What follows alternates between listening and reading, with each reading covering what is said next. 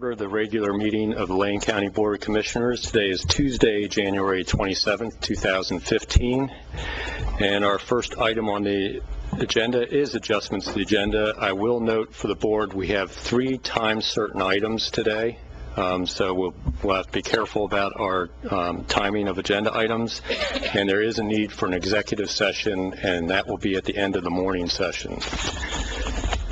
Any other adjustments to the agenda? Seeing and hearing none, we'll move on to our second item, which is public comments. And I noted earlier that we had a couple different sheets back there, but I have the general public comment sheet, and the first person signed up is Beverly Lewis. If you'll come to the podium and state your name and the city that you live in and begin your testimony. Good morning, Beverly Lewis. I live in Eugene, and can I come up and hand you these copies of what Sure. I have? If you just want to hand them to Commissioner Farr, you can pass them down. Thank you. Save you time. Okay, I'll dive right in. On December 23rd at approximately 4 o'clock, my daughter Debbie ran out of gas on Maxwell Road between North Park and the bridge over the Northwest Expressway. She pulled over to the curb out of traffic. She looked and there were no parking signs or yellow curb, so she left her van there and walked home about 10 blocks away. The vehicle was visible at a distance of 200 feet in both directions. 9 hours later, on December 24th at approximately 1 a.m., an officer from the Lane County Sheriff's Department had her van towed from Maxwell Road to an impound lot in Veneta. When Debbie returned with gas at 9 o'clock the next morning, her van was gone. She went into the store that is right there and was told the car had been towed. Eventually, she spoke to the sheriff's deputy who had the car towed and was told that the parked car was a hazard and her car had been towed to Veneta. When Debbie asked why the car was taken so far away, adding a substantial amount to the towing charge, she was told that it was that company's turn in line to get the business. Apparently, the city is divided into towing districts. The companies within a district are on a rotating list to be called when a tow is deemed necessary by the deputy.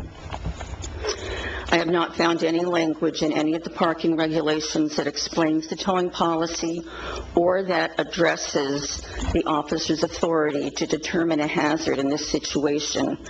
We believe this was an arbitrary, unfair, and even illegal towing. We feel that running out of gas belongs under the umbrella of Oregon Vehicle Code 811.560. Please see it below or on the attachment. It clearly allows an exemption for disabled vehicles. I substitute taught recently at Howard School in Debbie's general neighborhood. I parked on Howard and noticed immediately the similarities between Howard Street and Maxwell Road. There were bike lanes on both streets. There were no posted signs, yellow curbs, or bike lane stencils visible from where the car ran out of gas, and none visible from where the cars were parked on Howard Street. In my travels around town, I have taken pictures of numerous streets shared by cars and bicycles.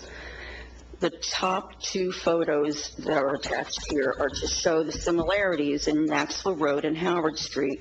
The bottom 2 demonstrate that bicycles and autos both are expected to share streets that are labeled as bike routes. There is even more possibility of hazards on these narrow streets. Yet both forms of transportation use the streets, and automobiles park freely and are not cited. I've spent many hours examining the Lane Code, the Oregon Revised Statutes, and the Oregon Vehicle Code. As I said, nowhere did I find language that it is illegal to park in a bike lane in an emergency situation, nor any language that explains how the towing process works in Lane County. And as I previously mentioned, we feel that running out of gas protects a vehicle and its owner under the umbrella of the mentioned Oregon Vehicle Code. I feel that the costs paid to Rogers Towing were over and above the usual and customary amount charged by towing companies in Lane County. We believe that the towing was not legal, and I am requesting that the gray area of parking regulations be made explicit and that my $700 be returned by Lane County. And then just to say that I was the one that paid it because, of course, my daughter couldn't afford it, she's unemployed. Oh, I lost my train of thought. So, at any rate, oh, okay, sorry, thank you. Yeah. Thank you.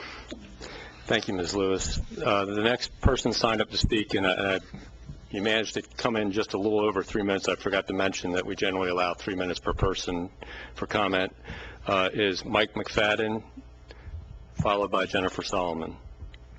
Good morning. I'm Mike McFadden from Eugene, and I want to talk about kind of my general view of apathy in the general public. I have a lot of things to say, actually.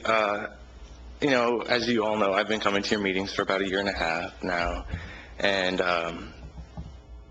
I understand that I probably am kind of a ridiculous figure, and people kind of smirk and laugh and think it's funny that I come and kind of ramble on a little bit. And but I think that, you know, as I've come and attended your meetings, at first I was a little bit more naive than I am now, thinking that if I came and spoke about things that you all would actually be seriously listening to me and what I had to say. But, you know, I think that just generally when we're talking about a citizen's experience with government, you know, a lot of the people I talk to feel like becoming actively involved or participating in their government is a fruitless exercise, that no matter what they do or say, that nothing will be done. And there's a Pew Research poll that's out now that says that 80% of Americans they think that the government is the source of the problems in government. And, you know, there's a lot of things I want to talk about. Like I said, I think that talking about Anne Marie Levis is a good example of one of the things that I think is wrong in government today. All 5 of you are very successful people. You are all articulate and know how to express yourselves well. Your county administrator, Mr. Mokrahajski, also is very professional and can speak professionally. So I find it interesting that we all have to hire Anne Marie Levis as the public county spokeswoman to issue statements on your all's behalf. And not only that, but it must be so extraordinarily difficult that she needs an assistant to complete her work. And this, to me, seems like it's a really redundant use of our money. We really do have a problem with our public safety system, which you all know about and I've talked about before. The public safety levy that passed was kind of like extending one leg on a broken 3-legged stool, but the other 2 legs are still broken, and if you're going to try to sit on that stool, it's not going to be stable. We have Attorney Gardner saying that, you know, roughly 20 to 30% of the felonies go unprosecuted for lack of funds, and clearly rural patrols and the sheriff's department are struggling. So I think that these things are all, you know, very serious. These are all like some of the core services that people expect from their government. And I just, you know, I wonder why we can't find the money to support these core services, but we can employ 2 public relations experts, and it doesn't seem to me like many, you know, public statements get released to justify needing 2 of them. I mean, I'm sure they consult with you and determine how you can all express yourselves better to the people of this county. Is that for me? Yeah. Okay. That's your 3 minutes. You can finish your thought if you wish, Mike. Okay. So to finish, I think that another thing is that the Corizon Health contract is extremely flawed. If you all want to do a little bit more research into them, you know, they have a really poor track record of providing care, and why are we providing a company the chance to make a profit in our jail off of the health care of our inmates? There's a number of other issues. I challenge you all to, if you can afford it, forego at least half of your salaries and give that money as a gesture of goodwill to the citizens back to the county. Stop trying to push these regressive taxes and fees onto the public, which impacts the lowest income the most. And just really think about where you can cut costs in your salary and structure, and stop letting union special interests demand excessive compensation for their services. Thank you, Mike. And our next speaker is Jennifer Solomon.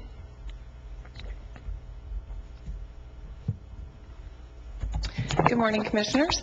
My name is Jennifer Solomon, and I'm here today to talk to you as from the Relief Nursery, and I wanted to just thank you for your efforts funding and helping the Human Services Network.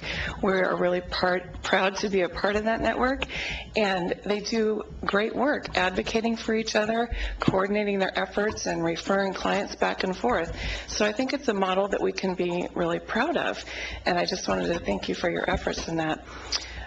When I was on the City Council, I was appointed to the Human Services Commission. I will say it was not my first choice for committee assignments, but I will also say that I'm thankful that the mayor appointed me to that, because I learned a lot, and I learned a lot about the different efforts going on in our community to help our underserved and homeless and poverty-stricken and undereducated folks in our community. And again, they do great work, and I thank you for your efforts. I feel that I would be remiss if I didn't also advocate for more money to the Human Services Network. And the need is great out there, and we can always use more money for the services that we provide those constituents. One way to increase money to the county, of course, is to harvest more of our state timberlands. I know that you guys have made great effort in that direction, and I want to thank you for that. I want to encourage you to continue advocating for harvesting our timberlands, because those dollars go back to the county to fund public and services as well as schools. And to any degree that I can assist, I am happy to just ask. So thank you very much. Thank you. Is there anyone else that wishes to address the board during general public comment? Seeing none, we'll move on to Commissioner's response to public comment and or other issues and remonstrance. Commissioner Farr. Thank you. I do have a couple of responses. Former Councilor Solomon, welcome. Good to see you. Councilor Solomon replaced me on the Eugene City Council, and subsequently I replaced her on the Eugene City Council. So we have this sandwich sort of effect going on. Thank you for being here this morning. And when I was on the Eugene City Council and also as a county commissioner, I am on the Human Services Commission, and it has always been my request to do so. Other than the first time, like you, I thought, And once I realized the importance of the work and the intergovernmental nature of the work, leveraging as much money as can possibly be brought in from the outside to make the few county dollars that are put into the Human Services Commission go so much further. It's a remarkable feat that Steve Manoa, his staff, and the intergovernmental agency does. So thank you for being here and calling that out. Also, I thank you, Ms. Lewis. I will look into this personally, that Maxwell Road is in my district, and I'll take a look and see, and I will be in contact with you subsequent to this to let you know what I find out once I do a little bit of research on the very well outlined, by the way, and thank you for including the pictures. There was more. I cut a lot out. Well, then next time we meet, you can add more. How's that sound? Thank you very much. Thank you. Commissioner Stewart. Thank you, Mr. Chair, and I would add, Ms. Lewis, too, that it would be good. I'll pass this item on to the Sheriff's Department. As he is an elected official and this is a formal complaint, they do have a review committee that can look at this, and hopefully he can be involved with Commissioner Farr in the process of trying to resolve this issue. So with that. Then I'd also, Mr. McFadden, I'm sorry that maybe your impression is that we don't listen to you. I listen to you every time you get up there and speak, and all the other citizens. Unfortunately, in the position that we are, we can't always honor everybody's request or do exactly what everybody says. That being said, I think you make some very good comments. You make some very good things that we should be thoughtful of and think through in the process, and you help formulate at least my decision-making process as we move forward. So don't feel like your time is a waste. And I appreciate you coming here and all the citizens that come here and make their comments. So once again, I offer that, and I've offered this in the past, if you would like to meet with me, talk more one-on-one, I'd be happy to allocate time to you. I just need you to tell me when it's convenient and we can schedule a time. Commissioner Sorensen. Thank you very much. And I just want to say, first of all, regarding, whether we listen to people that come to public comment, I say yes, we do, and I do. I think that we get a lot of good ideas from public comment. And while it's true we're not able to do everything that every single person says we should do, it does help form public policy when people come in and ask questions or make suggestions. And so I just want to say I totally agree with the idea that coming to public comment and taking the time to give public comment is one part of the democratic process that we use in making decisions. Having said that, I think that today is a great example where Ms. Lewis prepares this three-page basically a report on what happened. I think it raises a lot of policy issues. I wish Mr. Mokrahysky was here today, because I would ask him for a formal response on behalf of the county administration to, the phrase, the towing was done because it was that company's turn. That's a really, sad state of affairs where a vehicle's towed way out of the area in which this supposedly unsafe area was happened, and yet Ms.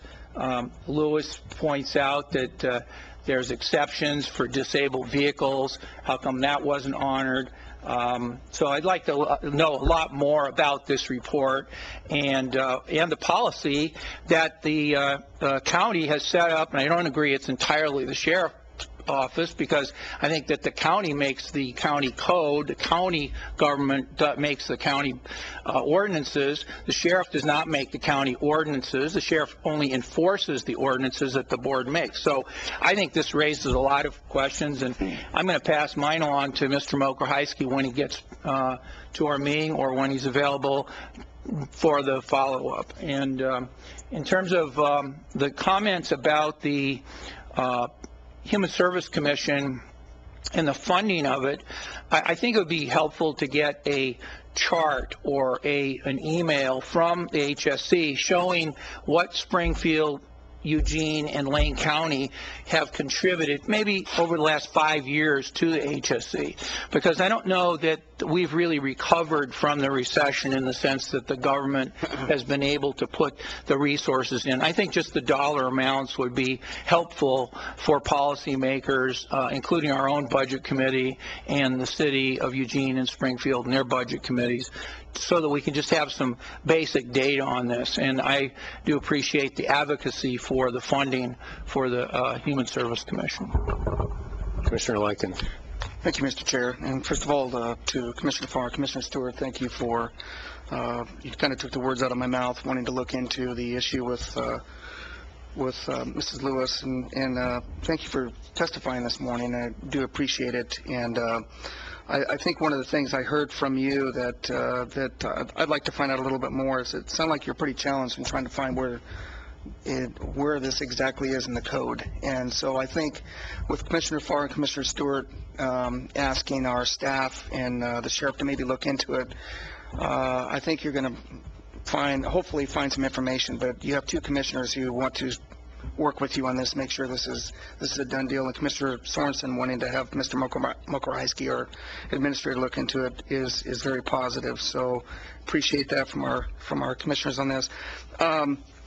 And this is interesting. I just really want to make a quick comment. I hope, and this doesn't really necessarily go out to the public, but it does come to us, and that is, I hope the commissioners had a chance to take a look at the National Association of Counties and their analysis of really the state of the economy as a whole. And I thought it was really interesting to find out, if you look at employment at pre-recession and where we are today, and 75%, think about this, 75% of all counties in the United States are not at pre-recession employment. And, my view of rural America is not the Chicago suburbs. I actually think it is, out here where we are and other states. That, to me, is rural America. And rural America has gotten slaughtered. And while I think a lot of people have talked about the upbeat on the economy and stuff, I think we can't forget the actual employment participation rate is at 1978 levels. And so while the economy has grown, many economists have called this the Great Jobless Recovery. And if you look at the actual analysis that's out there, that's exactly what it's telling you. jobs have been recovered in certain cities, and I think when Christine Moody just showed us here in the state of Oregon, 5 counties right now are at pre-recession levels and unemployment. And we can name them: Washington County, Multnomah County, Benton County, and Clackamas County, I think, is there, but also Wallowa. And because that's where the port is, Morrow. And they're getting a huge amount of efforts there. So we may have 6 counties now. So we should really celebrate that. That means 30 counties are still below where we were in 2007. And so I think it was a really interesting analysis to show. It shows me that there's a lot of work to be done, but also goes to Mike's point, and that is, you know what, you can skew numbers any way you want. And so when we talk about unemployment rate falling down to 5.6 or 6%, that's the unemployment rate of folks who are actually looking, not the folks who quit looking a long time ago. That number is actually closer to 11%. And so I think there's plenty of work to be done. It really is about partnerships, and one of our strongest partners we can have is with our federal government. And I think that we all realize that's something that I feel like that bus left us a while ago. And hopefully we can continue to work closely with them on making sure Lane County continues to be strong here in the near future. So appreciate the testimony this morning, and Mike, we do listen, and so we do appreciate it. Thank you. Commissioner Farr, you had something to add? Yeah, Commissioner Bozovich, just for Commissioner Sorensen, thanks for bringing up the human services funding. I'm looking at the chart of the historical funding of Human Services Commission by Eugene, Springfield, and Lane County. I'll send you a link to that after the meeting. And also, I know that the county administrator is not in his chair right now, but he sees and hears everything that happens in these meetings. So that's not, I just want to make the point that he is hearing and seeing what has been said. Thank you. Thank you. And I'll just take a quick minute to address a couple things. You know, like everyone said, Mike, we do listen to you. In fact, I've even come up to you after meetings to discuss what you said in public comment previously. And I hear your concern about apathy towards government and the fact that people feel they can't change things. But one of the great things about Lane County government, or even municipal government, is it's local. It's right here, and you can come in and talk to us. I don't know how well you can get to Salem to testify, maybe at a committee hearing, or try and get to address in public comment the legislature. It just doesn't really happen, and let alone talk about getting to D.C. to address anybody in Congress. This is local government, and we do hear people at its best here locally, and it's one of the reasons why I'm involved in Lane County government. Is this is where the rubber really meets the road, and where we're most responsive to the voters. It's a whole lot easier to hold us accountable than it is to hold Congress accountable for their actions as a voter. So that's why local control is so important to me. Just real quick, you mentioned our public information office. We have a contract. Neither of the two people that you're addressing are actually county employees. We have a contract to supply that service. So we're, basically that service is important to Lane County as a transparency issue. It's very important that we have some place for the press to go when they have a question about the $480 million worth of services we're providing to the citizens, who they need to go to talk to about a question they might have for that service, and that having a single point of contact for that is very important, and to make sure we're getting accurate information out as we go along, whether it's a measles outbreak, meningitis, or it's our vehicle registration fee and the upcoming public hearing this afternoon. Our public information office is about making sure you folks out there know what we're doing before we're actually sitting in here taking that action, and also have an opportunity to contact us, and so that the press has accurate information. So it may seem like it's a little side piece of what we do here, but it's a serious piece of transparency and need to get accurate information out there to the public. So we can, later on, if you have more questions about that contract and why we have a public information function, it's part of doing good government, I believe. So with that, we got 5 minutes till our time certain, so I was hoping we can deal with the consent calendar before then. First, I'll note that there isn't any emergency business today. The consent calendar is routine items that we vote on as a whole with no discussion. It's posted on the internet prior to this you can click on view material for each item if you're curious. Is there any motion about the consent calendar? Mr. Chair, I'd move approval of the consent calendar. Second. It's been moved and seconded. All those in favor of the consent calendar, please say aye. Aye. Any opposed? It passes unanimously. Thank you. Real quick, you want to deal with county council announcements? No announcements, Chair. We do have need for an executive session, and that'll follow this morning's session. County administration, Administrator Mokrzycki will be here at 10 o'clock, so I think I'll move that back. We have about 4 minutes till our time certain on the Local Control Act, and I don't think we've got a 3 or 4 minute item that we can try and fill that time with. So is everybody here for the next agenda item? And do you guys need to do any setup? Cliff, if you want to come forward and make sure that you're all already here. I don't know if you had a presentation you were expecting to do to us, or Some handouts. if you want to distribute those, and then we'll try and get started right at 9:30 here. Give you some time. Thanks.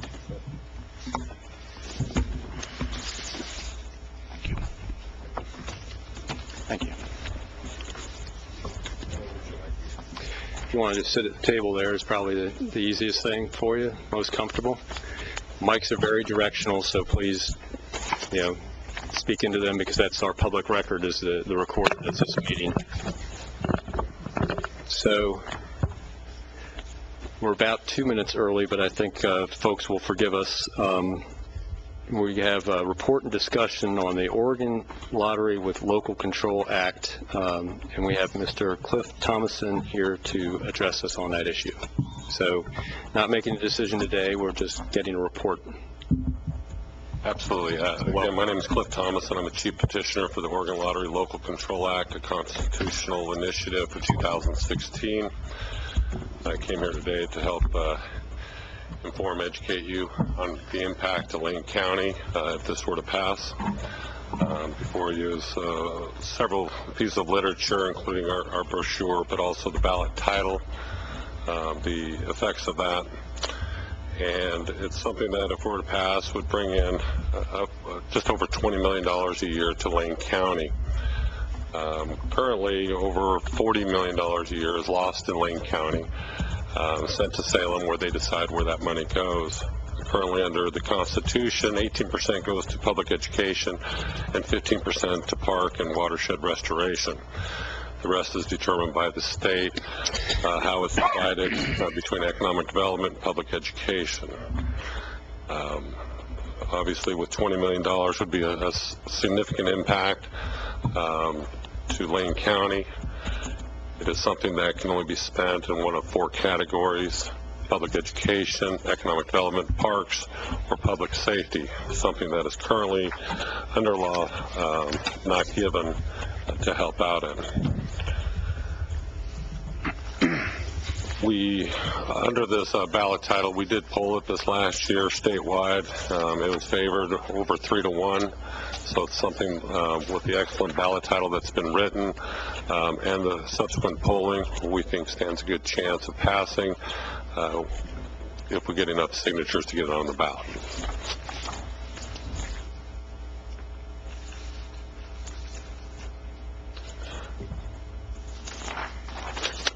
So,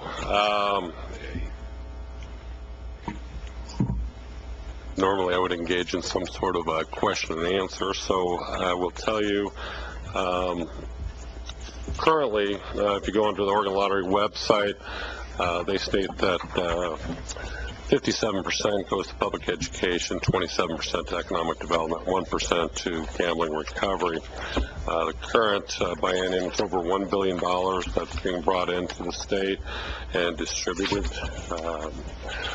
However, something that's not noted is that approximately 25% of the Oregon lottery dollars is actually taken from this fund to fund bond debt throughout the state. 62% of it, of economic development dollars, is currently just going to fund bond debt servicing throughout the state. Almost 10% of the current biennium is funding ODOT debt servicing. And so the money, even though it's appropriated to go to certain areas, isn't really going to those areas currently. This act would bring local control of those dollars rather than state control. So does anyone have any questions? Commissioner Sorensen? Could you tell us a little bit more about how the current lottery dollars are used to, in terms of something you just mentioned, namely that the state has borrowed money. They've backed the borrowing with lottery dollars. So could you just explain what that is, and then, how much that is, if you know?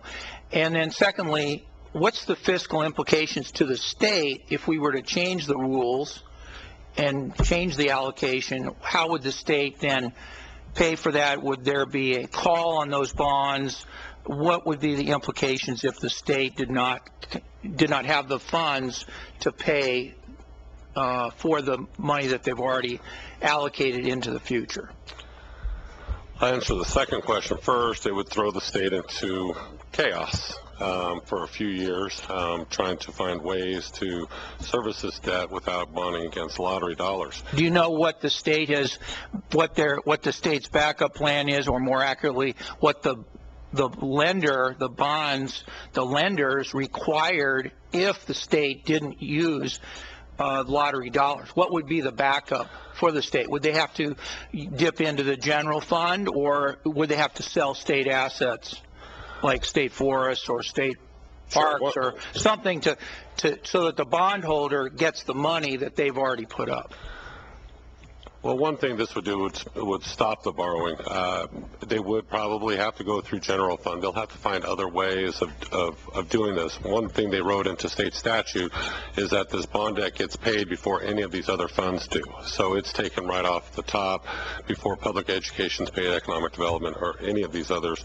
The state bond debt is paid for. Well, if half the money goes into this measure, goes to the counties, and the other half goes to the state, is that half, what I'm looking at is, from a state perspective, is that half enough to pay off the bonds that the state's already encumbered the lottery dollars with? Probably not. Probably not? Probably not. Okay. All right. And just a question then on the how difficult it is for people to get ballot measures actually approved. You've gone through the process of writing the initiative, getting the initiative a ballot title, having the ballot title period to challenge it expire. You now have the authority to go gather signatures. How many signatures do you have to gather before this goes on the ballot? Approximately 117,000 valid signatures. Okay. And how many do you have now, roughly? Probably about 10,000. Okay. We just had our ballot approved for the second time here, 1st November. Okay. So you need to get another 90-something thousand signatures In the next 18 months. before, what is that, August or July of 2016? Yes, sir. Okay. And how much money is that cost? I noticed you say some select circulators will be paid. Well, we have that option. If we were to go strictly with paid circulators, it's approximately $500,000 to get that done. This is a grassroots effort, and we're hoping to keep it as that. And through the sponsorship phase of signature gathering, it was fairly simple because of the overwhelming support to get signatures. Okay. But it's getting it done through a statewide, basis. Okay.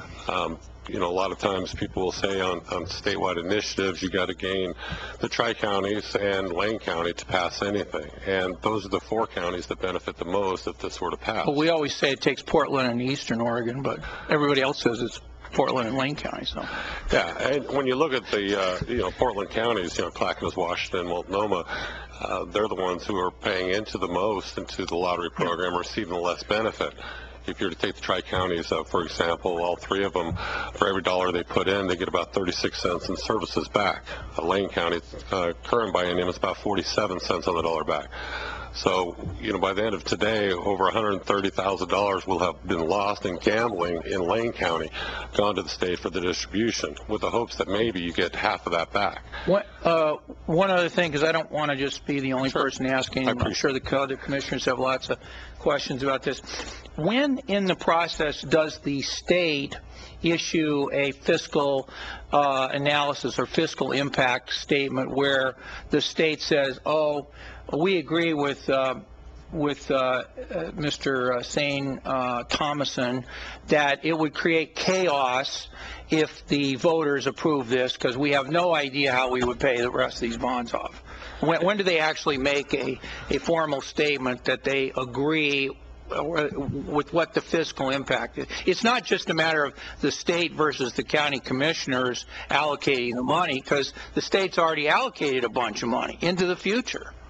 So when do they do that as part of this process? Normally, once you actually gather the signatures Okay. and you actually have a initiative in place, because until then it doesn't exist. Okay. In any of the media articles where they've responded, they've responded negatively. The number one opponent to this measure is the state, because it takes control away from the state and gives it to the counties, for local control. And that's really what this is about, is the money stays the same. It's who controls it. And, and through the counties up and down the I-5 corridor, specifically, have been hardest hit. And I think that counties know best how locally generated money should be spent rather than state, who tends to throw a broad blanket over needs. Okay. Commissioner Farr? Thank you. Thanks for this great package of information. There's a lot here, including an electronic signature sheet, state initiative. And I followed to your Facebook page that you've listed here and to your website, www.lotterylocalcontrol.com. And thanks for providing this information. Very good. And thank you for responding to Commissioner Sorensen's questions regarding the mechanics of the lottery, which I don't think anyone in this room is actually an expert on. So. I have a quick question for you, Mr. Robertson. Are you representing Lottery Local Control Committee?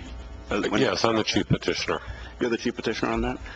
And this is a petition that you have, you're filed and you're gathering signatures statewide on. Yes, sir. Currently. Okay, thank you very much.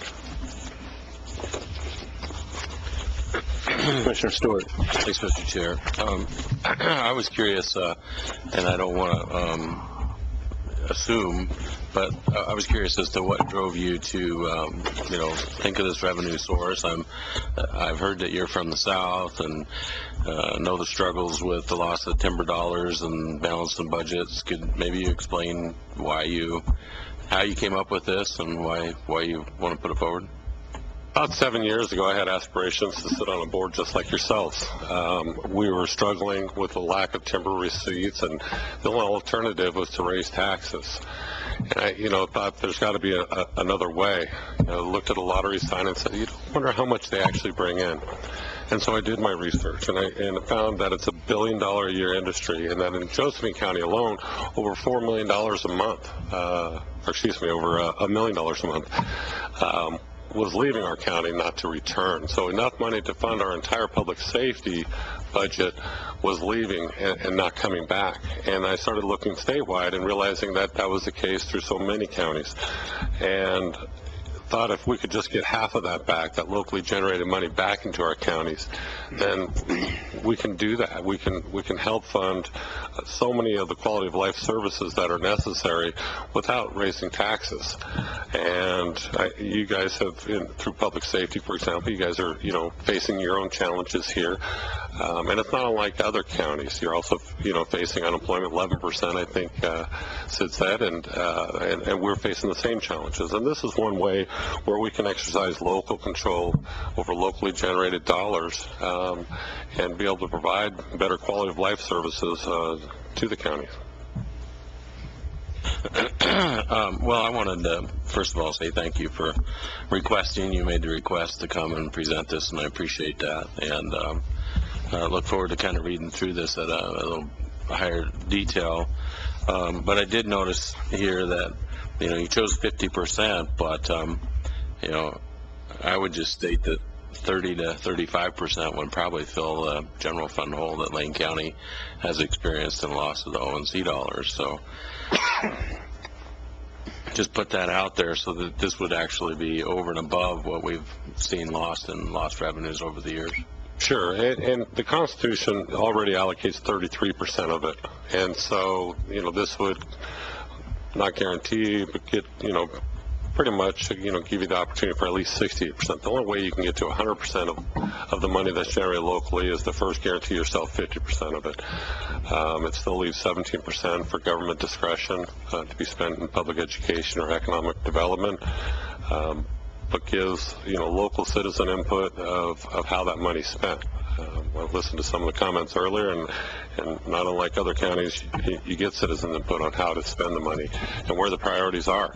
And each county is different, and I thought giving enough money to where they can make a difference locally would be important. Mm-hmm. Just to say, closing that, if you're successful in gathering the signatures and get it on the ballot, I would encourage the board to, have the state come down and give a presentation as to the effects that this would have on the dollars that do come. I know that we receive economic dollars, and it's about $1.5 million every year. That funds some pretty good services. I know that recently the governor was in Springfield talking about being able to participate in rebuilding a mill. It's $400,000, and I'm just curious if this would move forward. What does the state see as their role, and what would they be able to contribute to us in the future, and be able to explain this is where the dollars are today. I know that when I first was elected 10 years ago, that a lot of the lottery dollars were used to pay for bonds to rebuild virtually all the bridges on I-5 for economic, is justified as economic commerce and development. So, I appreciate the thoughtfulness and the thinking of it. I would just, like to get all the information possible before I would get out and understand the full impacts. Sure, and I think that's, important. Part of the things here, I printed out the last 3 bienniums of how the money has been spent in Lane County for you. And you can see, in the last 6 years, it's been over 6 years ago since you were even close to getting 100% return on your dollars that you're spent. This last biennium, it's about 47%. Previous to that, it was just over 30%. So, I guess I'm a little selfish that I consider county first. I consider the people around me first, and the impact of what this can do for them, rather than how it may negatively impact, the state allocation of it. Currently, you get 2.5% of video lottery proceeds, back to the county. It's like we said, over $1 million a year, and this currently would not affect that, but again, you would have over $20 million where you could spend it all on economic development or public safety or schools, parks. So I think it just gives you an opportunity with that locally generated revenue to make better decisions than the state would for you. Thanks. Commissioner Lycan. Thank you, Mr. Chair. I always find this discussion to be interesting. I think part of it is because at our golf course in Sutherland, we actually had some video poker machines. What we found out is people who can afford golf don't play video poker machines. People who can't afford it do. And I think that that's been pretty interesting. The other piece is when you talk about the revenue, and this is the part that I question the state on, and they have really banked the Oregon Lottery to fund state government. It's been really interesting to watch. The reason why I say this, because if you look at lotteries around the rest of the country, it's kind of flip-flop. Private sector keeps about 65 to 70%, and only 30% goes to government. Here, it's the exact opposite. So you have nearly 70% going to the state, 30% go to private sector. And I always think that's interesting. I think this is a novel approach. I think the biggest challenge I have is that what's the continued sustainability of the lottery here in Oregon? I guess if people want to continue to gamble away their Social Security checks, I'm guessing that's going to continue on. And you talk about $1 billion. I mean, that's a huge amount, and that's actually the legal side. We have no idea, on the back room, the 19th hole of the golf course, when money being exchanged in a card game. So I find it pretty intriguing. The numbers I see are pretty are significant. I probably would agree with Commissioner Stewart. Be careful on being how greedy you want to be. 50% is maybe, I don't know if you've done a study on the threshold. You may want to maybe have another look to see if maybe 35% would make more sense, and if that could carry the vote. I don't know. I'm guessing you've done that, and you've done your background on that, and I do appreciate that.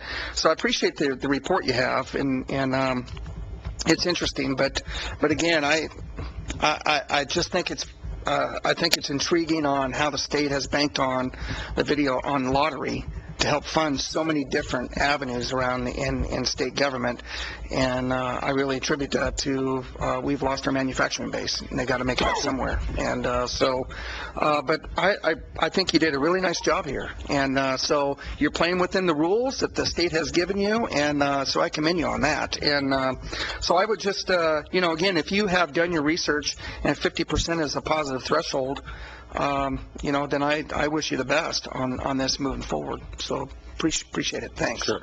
Yeah, if I could just address one thing, on the lottery, because it's huge, and we talk about sustainability of the lottery. The state law requires that they increase revenues every year, and the way they've done that since the introduction in 1985 of the Oregon Lottery, which was designed specifically for economic development, is they wanted more. In 1992, they brought back the machines they outlawed, which are video poker. Mm-hmm. Then it took off. And in 2005, the state says, we need more money. We need another $130 million. Let's help fund Oregon State Police. And they turn them into slot machines. The same slot machines you can find at any casino through Tribal or through Nevada. And that brought it up, and it just grew and grew and grew. And when we look at the state, whether you agree with lottery or not, it's in our law, and it's unlikely to change. There's over 12,000 slot machines throughout the state through 2,500 authorized casinos. And there's more slot machines that are authorized by the state than all the Indian casinos combined. And it's something that they continue to grow and grow and grow.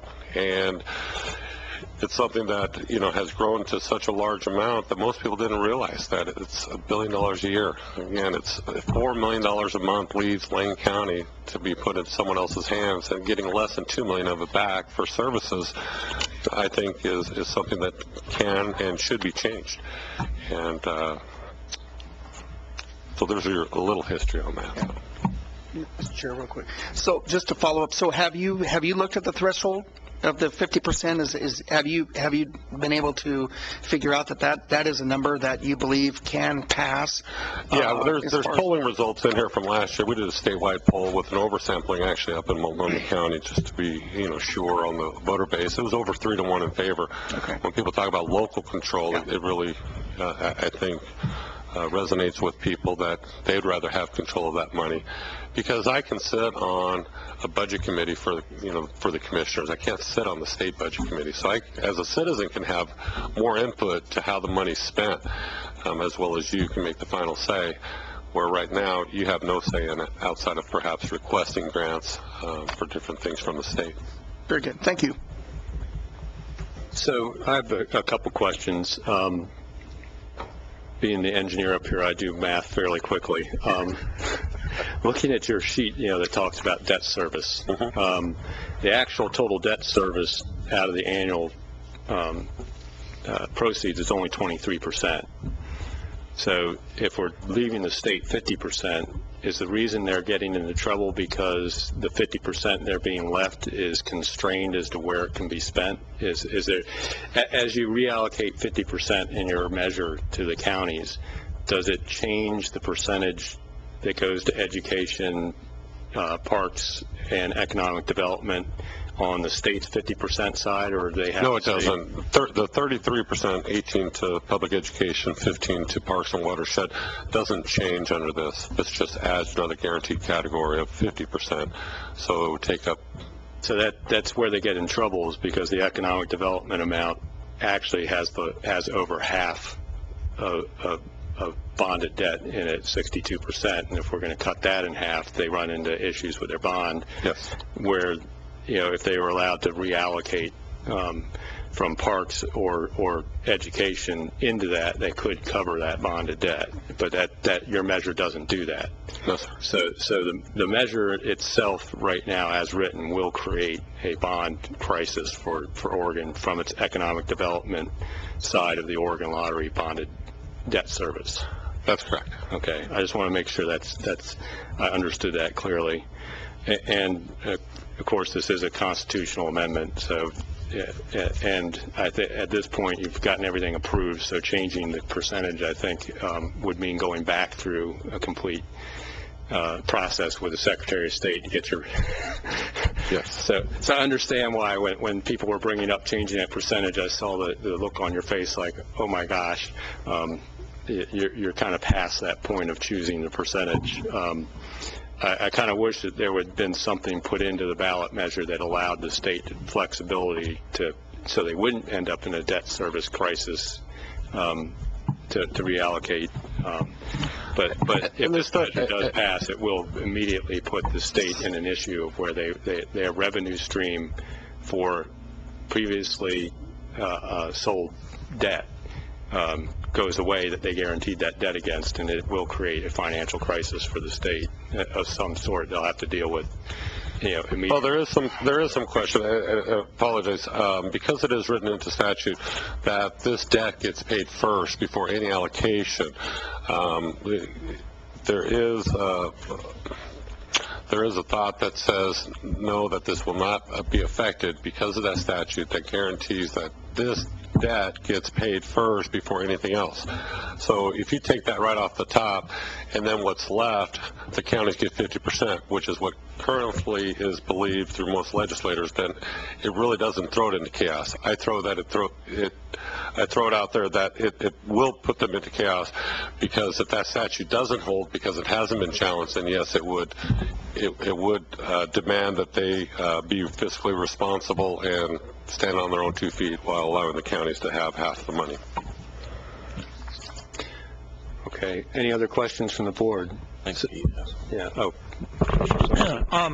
I just want to say that I'm interested in this polling company you used, Public Policy Polling, I think it is, Raleigh, North Carolina. How did you pick them, and what are their attributes and strengths, and was it a matter of money, or what's the rationale for choosing them? Kind of a combination.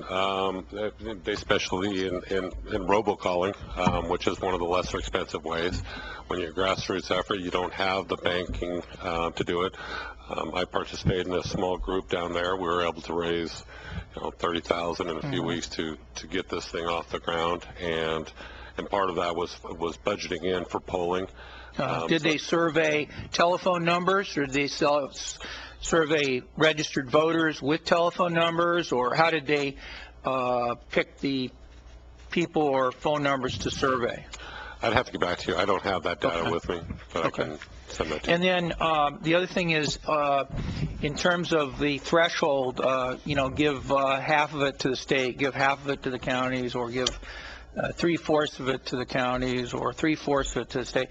Did you poll on that topic? Because that does seem to be something the commissioners are pointing out. Did you poll on that topic? Like, oh, I would love it if the counties got 10%. 85% of Oregonians would vote for that, where only 60% would vote for 50%. I wanted it all, and I think the people around me and statewide in the counties, they would probably want 100% control of 100% locally generated money. I didn't want to gut the system, so asking for half of the money that was generated around us, I thought was fair. 33% is already guaranteed by state law. This allows 17% that the state can still use on a lot of the pet projects that are outlined throughout the state. When we look at things, when you look at the money and how it's spent currently, when we think of public education, personally I always thought it was K-12. But under that 18%, 75% is what goes to K-12. The other goes to up, higher education, state universities. When I look at lottery dollars and see that, there's $10 million spent for athletic scholarships at state universities, I think that locally we can do better, and that's better served. It does good things. In one of the previous bienniums here locally, they built a small business center at Lane Community College. That's great. But it still didn't get you even close to half of what was generated locally. I think that when you look at a lot of the school districts, it'd be nice, a role that you normally don't have, but to be able to have some influence on how education is processed in your area. We recently in our county tried to pass a bond extension so we can, address some of the capital improvements in our middle schools. We have schools that are failing in their heating and air systems, roofs, things like that, and it failed. It'd be nice for them, for me, as a member of the community, to go to the commissioner and say, hey, could you give up, $500,000 so we can fix our roofs, so our kids, are kept warm and dry. I think that having that ability to address those, quality of life issues and having revenue you didn't have before, you can make a strong impact in your community. And each county is different. Some people like, Deschutes County, their public safety issue is not, a problem, but their unemployment is high. Having that kind of money, available to them, they can make a difference whether through infrastructure or job creation, school scholarships. There's so many things that you can do good with this money if you just had it available. And it's money that came locally, and I think it should be controlled locally. Okay, thank you. So we have about 3 minutes to a time certain, so I'm going to give you about 3 minutes to answer this final question, which is, you came here to educate us about a ballot measure that you're just going into signature gathering on. Was there something that you were looking for the board to do? Not that we can take action on this because it wasn't posted as an action item, but this is your opportunity you're not just, obviously you're not just here to tell us about something that's going out for signatures, that you may have had something more that you wanted to ask the board. So this is your 3 minutes to say what you're looking for from us. Well, I'd love for you to spend, hundreds of thousands in economic development money to give to my campaign to, further this, but that's not what I'm really. Did someone promise you that we would do that? Well, we got our lawyer sitting right here. Yeah. No, the problem is when this gets out, and a lot of times through media, they go to the lottery website, they see, a pie graph that just really doesn't, tell the whole story about lottery dollars, lottery allocation. We see it's ingrained in us that lottery, it does good things, and I say, we can do better things. Educating commissioners, media, the public is important, so we make informed decisions rather than things we find on the internet. Because I don't know if you've realized in internet searches, not everything's true that you read online. I work closely with the Oregon Lottery. I've met with them many times for fact checking. My numbers are as accurate as the lottery internal numbers are. And we oftentimes, in your seat, will look at, as you mentioned several times, how does this affect the state? And I say, well, how can this affect us? I would hope in the future as a board that you would resolve to be in support of this. I would love for you to use the contacts and your constituency to help, get behind this, whether it's signature gathering or giving contributions to this cause, because we believe that it is something that is needed, not only now, but in the future, to help stabilize our counties with a constant revenue stream that isn't relying on the taxpayers to fill. Great. Well, thank you very much for the informative session, Mr. Thomason, and I imagine we'll be hearing more about this over the next 18 months. So thank you for your time. You bet. Thanks. So our next agenda item is a 10 a.m. time certain, which we're right at. So we're doing really great with our timing. And that's in the matter of presenting an audit on the local option tax levy fund that supports jail beds and youth services for the fiscal year ending June 30th, 2014. And I believe we have Mike Barnhart with our financial services, and we believe we have the auditors here to do the presentation of the audit. So, Mike, I'll turn it over to you so you can introduce your guests. Is this on there? Thank you. Good morning, Chair Bosevich, and good morning, Commissioners. So I'm here today with Moss Adams, our CPA firms, to present the audit of the local tax option levy that was passed back in May of 2013.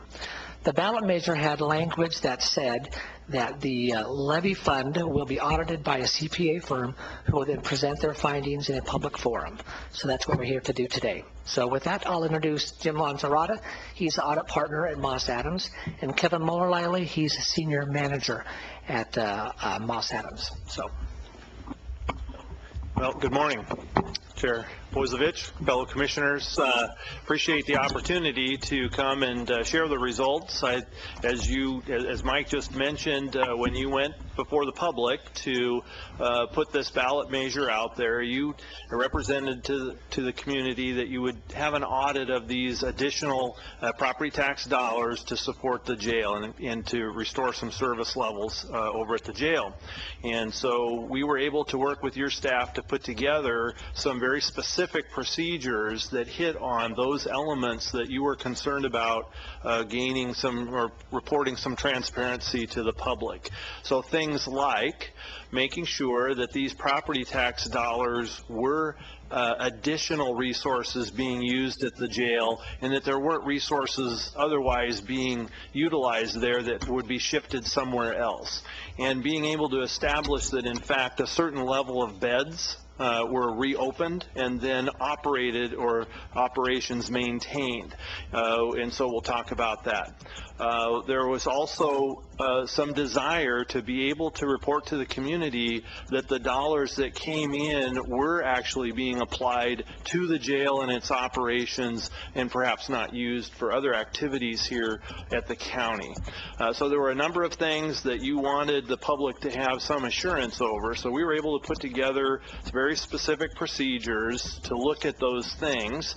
And I had Kevin here kind of lead the charge with our team in providing those services. And so Kevin's here to kind of walk you through some of the things we did and what were our findings. So with that, I'll turn it over to Kevin. Thanks, Jim. Our report has two components to it. One is there's a report that has the revenues and expenditures for the new local option levy fund. And then the second are the 6 assertions the county made and with regards to compliance with the board order. And so we issued a clean opinion both on the report of revenues and expenditures and on the county's compliance with those requirements. And I'll walk through that. If we can get to the the fourth slide, it'll discuss the results of the compliance engagement. A couple more. And the next one. Okay, so the first aspect was quite simple, that the county would set up a special revenue fund. So they set up the local option tax fund. And I should note, as part of this compliance requirement, we not only determined the county was in compliance, but we also ensured that there were internal controls in place to make sure that compliance was being met. So we tested the design and implementation of controls. So we made sure county finance walked through the appropriate procedures it has in place for setting up any fund, and we found that the fund was appropriately set up. The second was the one that Jim touched on, that the county would ensure that discretionary general fund dollars would continue to be appropriated for jail beds. And we saw that not only the county budget general fund dollars, but they actually did use general fund dollars for additional jail beds. On the next slide, the compliance requirement was that at least 255 adult jail beds would be funded with the tax levy dollars. And so what we did was we toured the jail facility, saw that jail beds were in operations, that there were at least 255 county jail beds. I should point out there's additional jail beds because the city of Eugene also has some, and then the U.S. Marshal as well on top of that. And we also ensured that there were counts being conducted. I believe jail does 3 daily counts, and we could see that certainly the number of beds being used was increased during the year with this additional funding. And then with youth services, the compliance piece there was you told voters that the county would increase 8 detention and 8 treatment jail beds to 16 detention and 16 jail bed, or not jail beds, but treatment beds. And we did see that those beds doubled. We saw that funds were being used for youth services from the jail levy tax, from the tax levy fund. And we also saw that the number of youth served had also increased during the year. Then my final slide is the final 2 compliance pieces.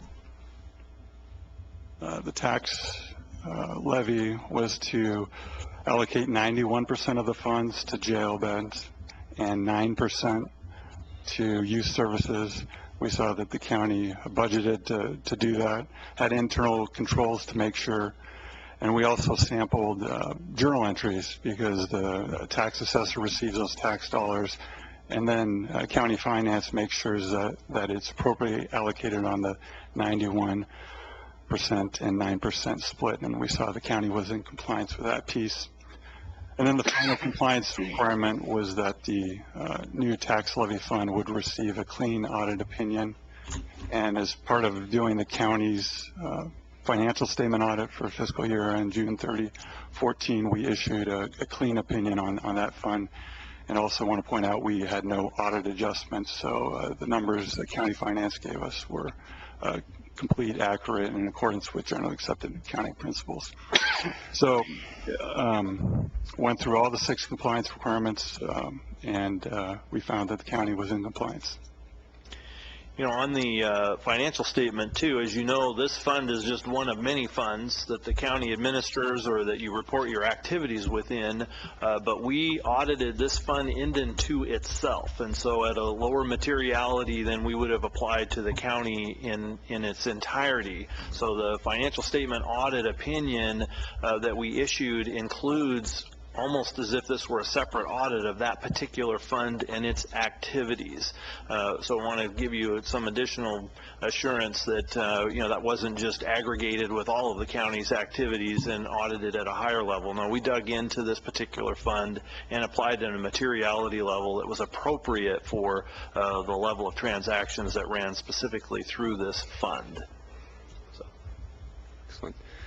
Commissioner Farr, I saw you had your hand up. Do you have a question? Is this the time for questions? Yes, we're finished.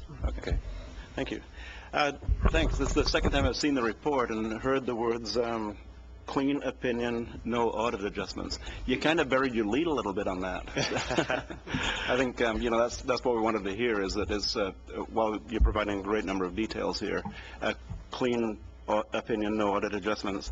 You know, on the ballot we stated that, or on the voters pamphlet we stated we'd maintain a minimum of 255 local jail beds. You're saying that we're doing that for the 5-year period. Provide additional counsel. You're saying we're doing that. Secure treatment and detention services for Lane County youth offenders. You're saying that we're doing that. the funds are placed in, we said we'd put the funds in a restricted special revenue fund. You say we're doing that. We said we'd have an external auditor. You are the external auditor. And I just want to comment that your audit is clean, and all of the things that we said that we were going to do, you're stating that we did, and that's precisely what we would like to hear. You presented at the Finance and Audit Committee a week and a half ago. It was a little bit more of a circus environment that day, as I recall. Yes, I recall. There was some added entertainment. There was indeed, but we got through that. And the thing that we wanted to hear at the Finance and Audit Committee is the same thing you're telling us today, that we did maintain the jail beds. We did increase jail capacity. We provided additional counseling, and significantly, and this is something that Commissioner Bozevich was really strong on right from the outset, that we provided, more community youth offenders receiving treatment. And I see that our folks are here from our youth department too, and they're not in their heads. That's all good stuff. So thanks for providing that information. And I'd like to once again thank Commissioner Bozevich, because the very first time that came up on this board was when he was saying we should put money into the youth facility. We did that, and you're saying that we spent it the way we said we were going to do it. Thank you very much. Thank you. And I want to, before we go to more questions, I want to pause for a minute. I see we have both the sheriff and Alicia Hayes, our department head for Health and Human Services here, available. I don't know if you guys want to take a minute and comment on the process and how the levy funds have worked out for you guys.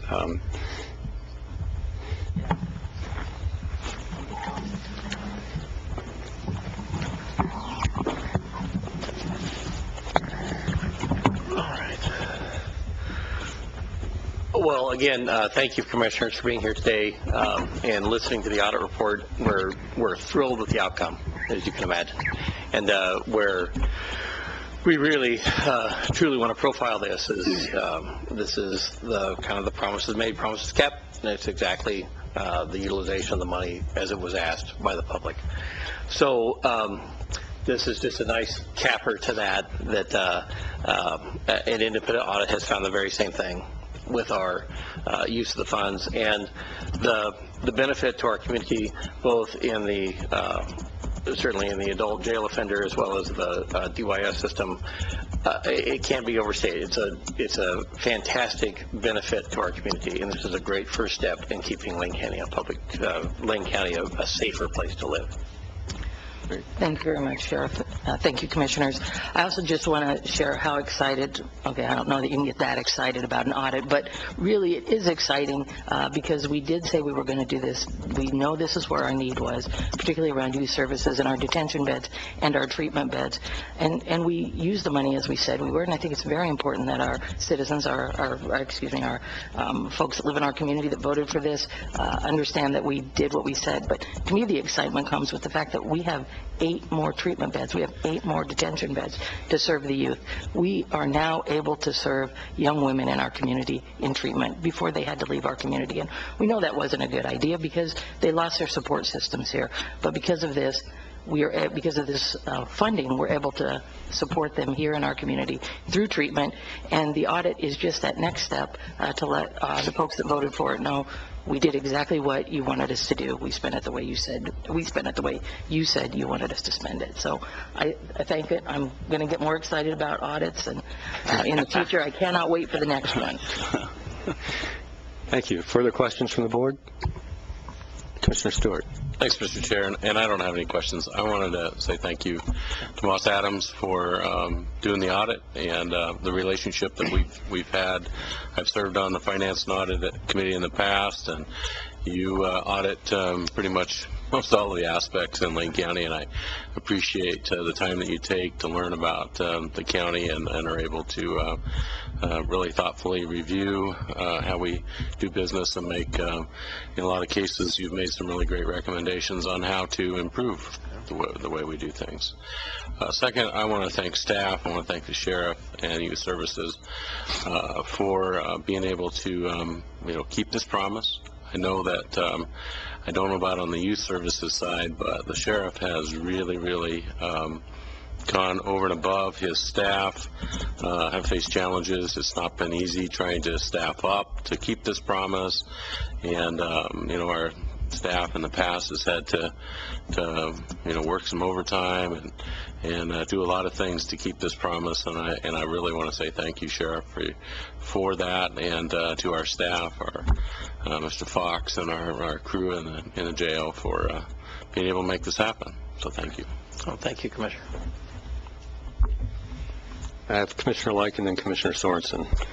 Thank you, Mr. Chair. Real quick question, and I think this goes to the folks from Moss Adams, and that is, obviously, you can only do an audit with the information that, in a sense, will be supplied. So maybe if you can comment on what your opinion and your thoughts are on the relationship and how you felt like the information was, making sure the information was provided by staff correctly. So I think just to kind of get your thoughts on that, and because I think we really appreciate your work you've been doing for Lane County for these last several years, and obviously your audit department, in my opinion, is outstanding. So maybe if you just comment on that real quick. Let me make a couple introductory comments, and I'll let Kevin, who had to deal mostly with your staff. But one of the things that obviously is very important to us as auditors is to understand the tone and how are we being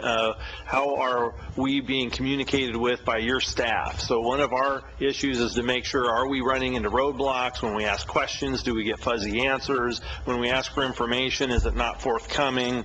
Those are the types of things that we are always concerned about. Fortunately for us, we've never experienced that here at Lane County.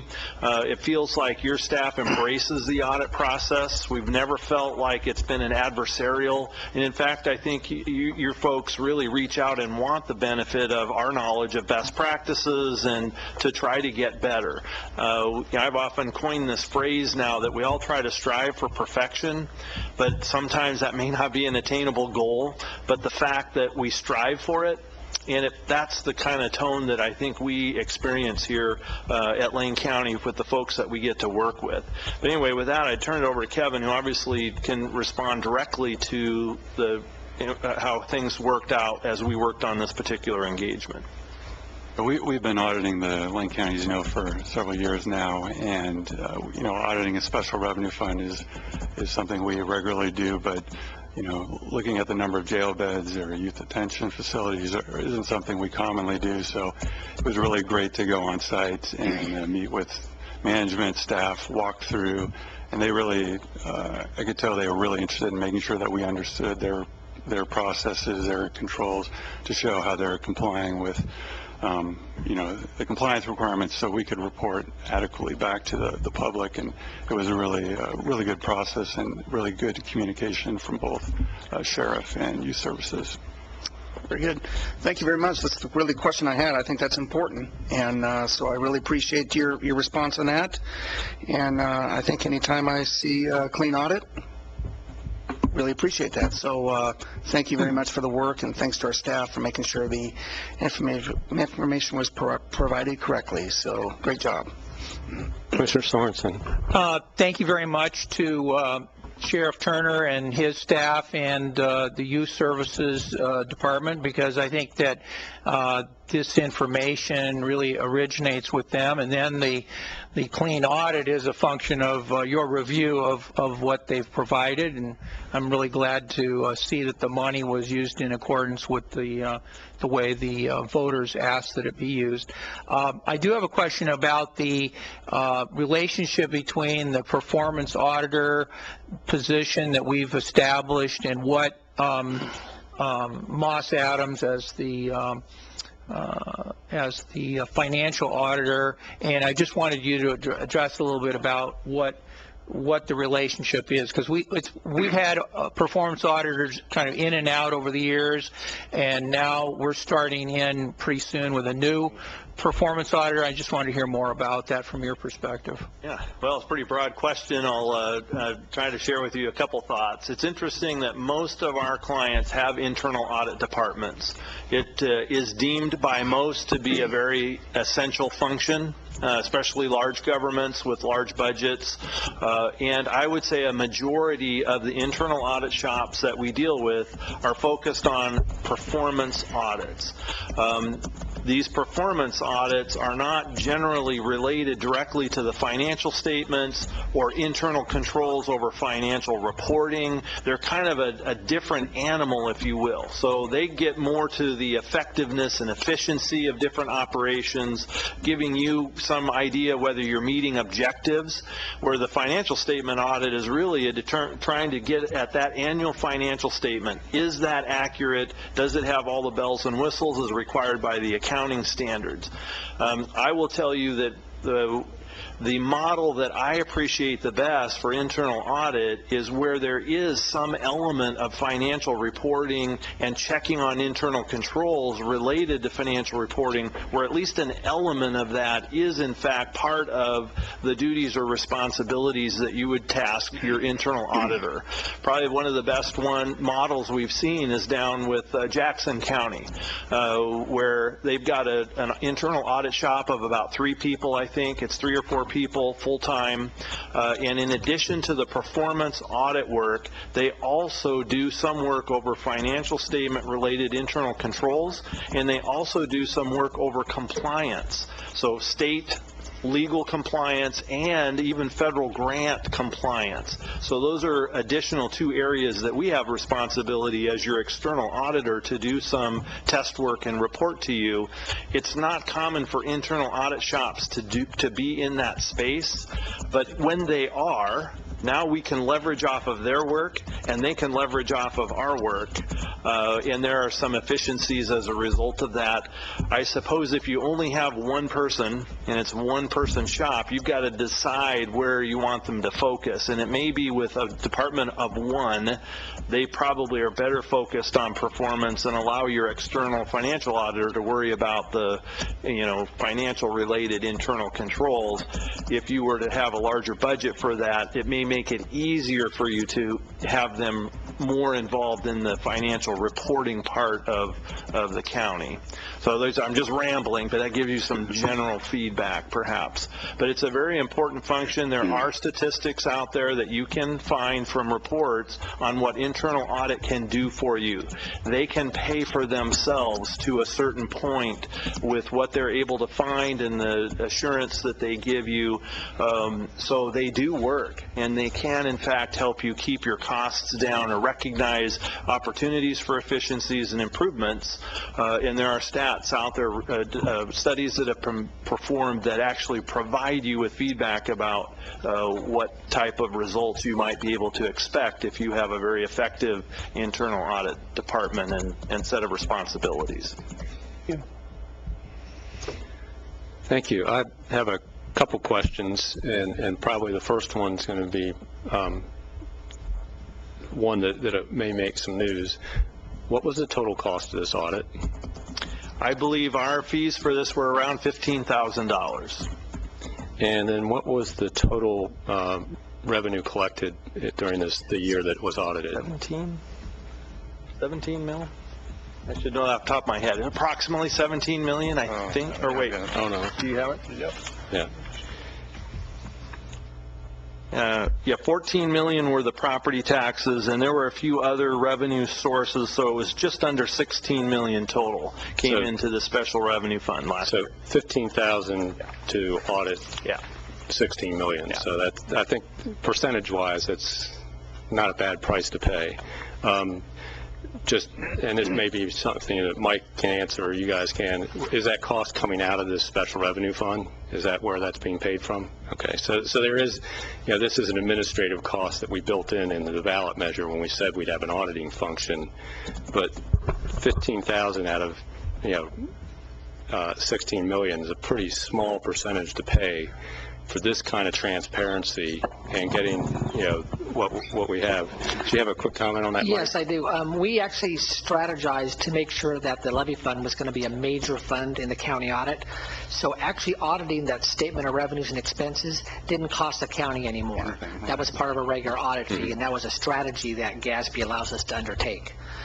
So that we did save some money in that respect. Yeah. And so the fee he's talking about was strictly for the compliance audit. Yeah, but confirming things like the daily count of beds at the jail and at youth services, and some of the other compliance issues. That was part of what that $15,000 paid for. I do want to, while you're back up the table, Mike, I do want to spend a minute. There's been a lot of thanks to Moss Adams, but I want to thank our finance department. I mean, you guys are the ones that set up the special revenue fund. You guys set up the controls and provided that, the ability for these guys to come in and see that the money was being moved into that special revenue fund and out of it to the expenses as allowed per the ballot measure. Without you guys doing that in the finance department, all the rest of it falls apart in a lot of ways as far as getting a clean audit goes. So I just want to thank you and your folks for doing that correctly and accurately and setting up the fact that we now have a clean audit that says, the finances were clean, and as well as the 6 items that we promised we kept. And I just want to spend a minute just to say this is exactly, we understood when we put this on the ballot that Lane County had been 0 for 13 on ballot measures. And part of that was a mistrust from way back when our last successful one, before we started the 0 for 13 string. Some people felt like there was a shell game done where they got this special revenue from a levy, and then the general fund amount was cut to that department in an equal, trade-off sort of thing, and then spent on other things that people really didn't vote to have the extra money spent on. And that's part of what we were guaranteeing by putting the audit into this and doing what we did with the ballot, setting it aside in the special revenue fund. We wanted to make sure that as people voted for this, that they had some guarantee of transparency, where the money was going to go, exactly what it was going to be spent for, and that we were going to come back and report to them publicly that we did exactly what we said we were going to do on that ballot measure. And I think it's something that is only possible from a local government like a county or municipal government. It's really difficult to do at the federal level or at the state level. And I think it's something that's repeatable in the future. I think this is a new model we've established for Lane County, where when we do ask the voters for additional funds and we tell them why we're wanting the money, we gave them absolute proof. We used that money exactly like we said we were going to. We didn't pull money out of the general fund that supported that department, and spend it other places. All of that was checked and guaranteed, and I really appreciate the work Finance did to set that up. I appreciate the work the Sheriff's Office did to execute that, Health and Human Services and Youth Services, and I appreciate the work Moss Adams did in that small percentage of the revenue that came in to provide that transparency back to our public. I just think this is a great day for the voters of Lane County to see that, promise made was kept. And I really appreciate the effort of everybody to do so. Any further questions? Commissioner Farr. Thank you. Just a couple of things. Mr. Mokrahayski and I have talked several times about how happy we always are in Finance and Audit, Mike, when you show up with Jim and Kevin, because it's always good news. Our audits are always clean and accurate, and once again, you always pass along good information. I went down the litany of things that we promised that you explained that we did fulfill the promise, but I wanted to thank a couple of people in the room, specifically Sheriff Turner. You have with you Sergeant Carver and Captain Fox and Chief Deputy Trapp, and thank you very much for the work that you did, specifically in the jail. I had a chance to visit the jail a couple of times during this last year, and I know that a lot of people put in a lot of overtime to make sure we're able to fill those beds, because it takes time to hire and train the professionals that we need to have on the job in the jail. And so I'd like you to pass along personally from me the thanks for putting in that extra time, from staying those extra hours away from the family. Particularly, I'll point out that some of the female deputies in the jail, because we have a smaller number of them, ended up perhaps putting in even extra overtime, and once again taking time away from their families, valuable time away from their families, to make sure that we were able to meet the conditions of the promises that we made. So thank you very much, and please pass that along. It didn't. It's huge what the folks in the jail did to make sure that we're able to keep those beds open. Once the sheriff, very quickly after the levy passed, very quickly began to open the beds and very quickly started to satisfy the promises in the levy, and that the quickness that you acted with caused a little bit of a stress. I don't know if stress is the right word, but certainly extra time put in by the staff in the jail, and it hasn't gone unnoticed. It's huge what they did to make this levy pass. So I also want to thank, I call out Ms. Hayes, that we have Al Levine and John Ahrens in the audience with us today, and I've also visited the MLK a couple of times in this last year, and we have opened the 8 beds, but the services that we're providing go far beyond what has been provided by the money and the conditions of the levy. They've assured me on a couple of occasions that the services that they're providing to youth is really approaching maybe a new level that we've never even been to before, or aspired to before. And so things that things that are happening out at MLK, we see it on a regular basis, that more kids are being served. And very specifically and very encouragingly, more kids are being stayed away from the adult corrections that potentially would happen if we were not able to provide those services at MLK. So this levy, while we promised a great many things, we're actually getting way more than we even promised, particularly out at MLK and particularly out with the Youth Services Division and Department. I am really pleased, I'm thrilled, no end, to see kids not going into the adult corrections facility because we're able to take care of them early on.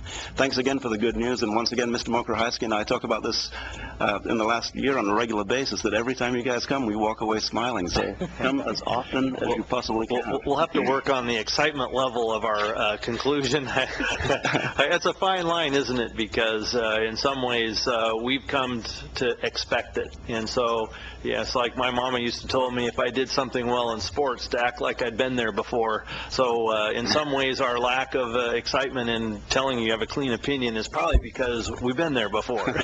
So we've come to expect that. You know, in a past life, I was a journalist. I wrote for my high school newspaper, and I know about the lead. You know, you shout the lead, you make the headline of the lead, and you guys are a little bit self-effacing sometimes. And at the end, you say, "Oh, by the way, you did what you promised."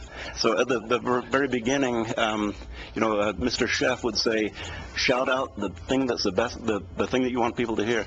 You did it. You did what you said you promised you were going to do." Thank you very much. Okay. Any other questions or comments from the board?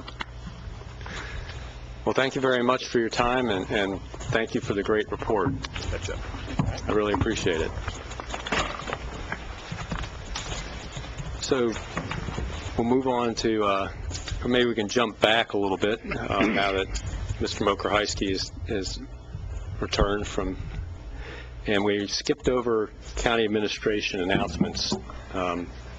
If you have any you want to make, or do you want to just move on to the next agenda item? I can do a couple quick ones. I know we have a number of other items and an 11 o'clock time certain. Thank you, Mr. Chair and Commissioners, for your patience in my absence this morning, but glad to be back with you. Just a couple of quick updates. Continued tours around the organization. Had an opportunity to tour with our parole and probation team and see what they're doing. I toured the jail with the jail staff, and continue to go around in my effort to see employees and understand what's happening out in the field. And I just continue to be really impressed with the work that is going on in our public safety realm and our Health and Human Services Department, and spent a lot of time with Alicia and her staff. And last Friday we had the first lunch with the county administrator. We're doing each month. I think it's the third or fourth Friday of the month. We're going to do it in a different department. So we had it with the IS department last Friday, and just an opportunity to connect with employees and make sure they understand what the Board of Commissioners, the actions that the board is taking on a regular basis, and other activities that we're involved with, whether it be our strategic plan or pursuing funding initiatives, our budget process, or other things. So had a really nice opportunity to spend with our IS staff on Friday, and we'll continue those every month in a different department, a different location. And any employees, commissioners certainly are welcome to attend those as well.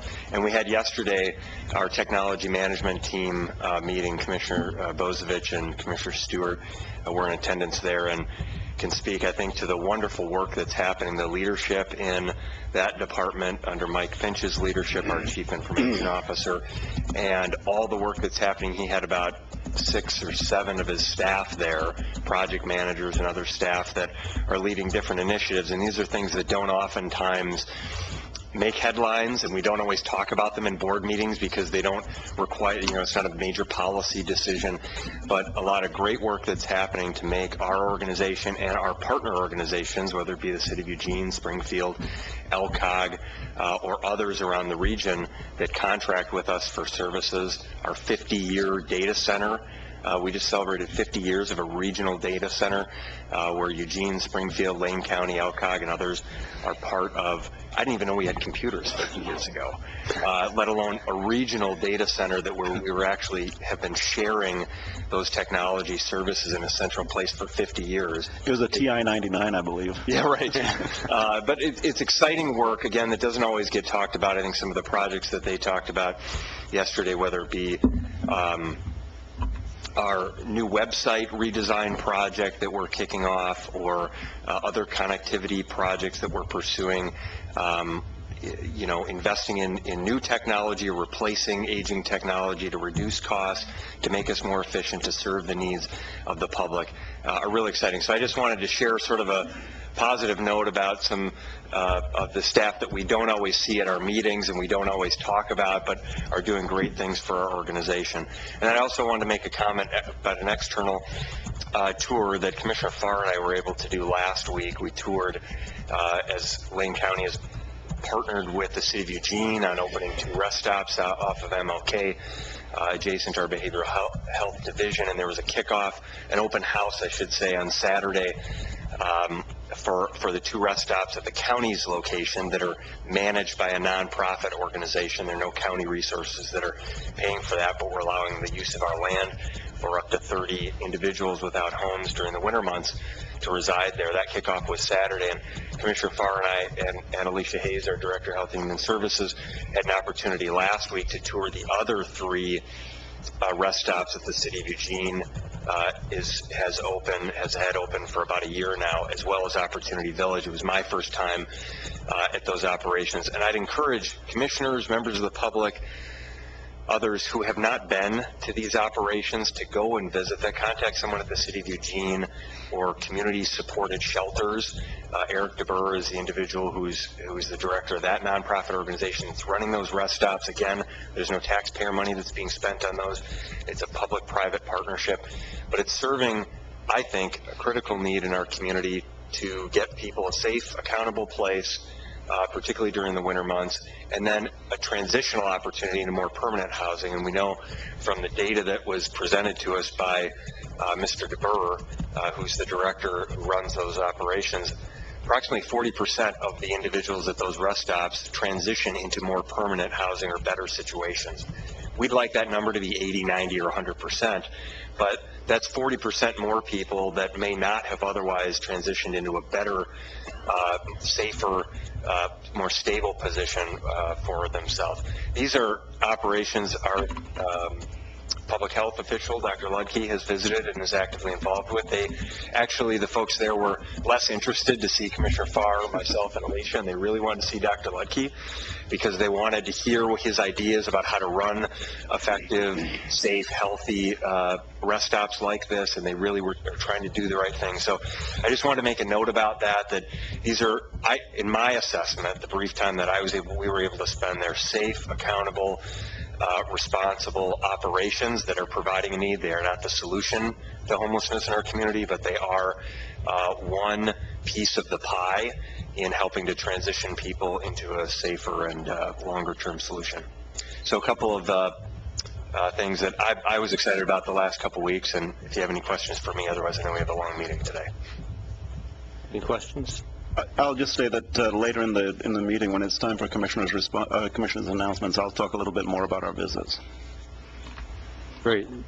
So moving on, we'll jump back down to item 7D, which is a report in a matter of potential uses for rural housing rehabilitation programs, defederalized funds from repaid housing rehabilitation lending program. And it looks like we've got Sarah and yes, you get me today. Yeah. Thank you, Sarah. Mr. Chair, Glenda Poling is out dealing with a family issue, and so Sarah Case is going to do a wonderful job filling in for Glenda today. I will certainly do my best. Good morning, Commissioners. Thank you for the opportunity to speak with you today regarding this matter. I'd also like to introduce Andy Clay with St. Vincent de Paul. I'm going to let him do the majority of the talking related to this matter, but just to give you a high-level overview of what's in your board memo. The county is obtaining some defederalized funds from community development block grant funds that have been administered by St. Vincent de Paul and loaned to homeowners for housing rehabilitation projects. These defederalized funds don't have a lot of the requirements that they would normally have for use, and so we are getting the opportunity, you all are getting the opportunity to decide how best to use some of these funds. Lane County's portion of these defederalized funds is at about $157,684. Of that, about $100,000 has already been committed, so that leaves about $57,684 for your discretion. Mr. Clay is here today to discuss a proposal that he would like to make for use of about $40,000 of those funds in a collaboration with the City of Lowell for the Home of Your Own program, and I've recently heard some very good things about that program. So I'll let Andy go ahead and discuss that a little bit more, and then... Sarah, can I add just a little bit more context here? Thanks. So about 10 years ago when I was elected, I got, as a commissioner, I was appointed to the Rural Housing Rehab Program. And I'm sure Commissioner Sorensen probably knows most of this if he hasn't forgotten it. This was an effort that we're partnering with other entities. So we have partnerships with Oak Ridge, West Fir, Junction City, Lowell, I think Florence, Cottage Grove, not sure that Crestwell, but we have other government bodies that have partnered in this effort. And money was available through the community development block grant funds that were specifically for the purpose of rehabbing housing for folks that are low income. And I wanted to state that in a lot of cases, these projects, I would equate it with, in some aspects, these folks could be one step from being in that rest stop. These folks are very low income, and the program that we set up was that this money was available for us to loan out to qualifying applicants to do much critical needed repairs to their homes. Case in point, roof repairs, siding, removal. I remember one, removal of a fuel tank and replacing a floor, heating systems. And the beauty of this is they qualify for the resources, and they don't have to make payments back, specifically monthly payments. I think they probably could, but they don't have to. It's not a requirement. But what happens is that the change of if this property changes hands, then at that time there would be a repayment of the loan with some nominal interest. Say nominal, it's 3% or so. 3%. So it's a very good program that's helped, I know, a lot of folks that have been able to continue to maintain their residency in probably times when they were wondering how they were going to get their roof fixed and that. Why we're here today, and it's a little bit, at my request, was that, I give guidance as a member of this body, but in this instance here, the resources in this program, once they've been loaned out, I believe 3 times and paid back, then they call that money defunded.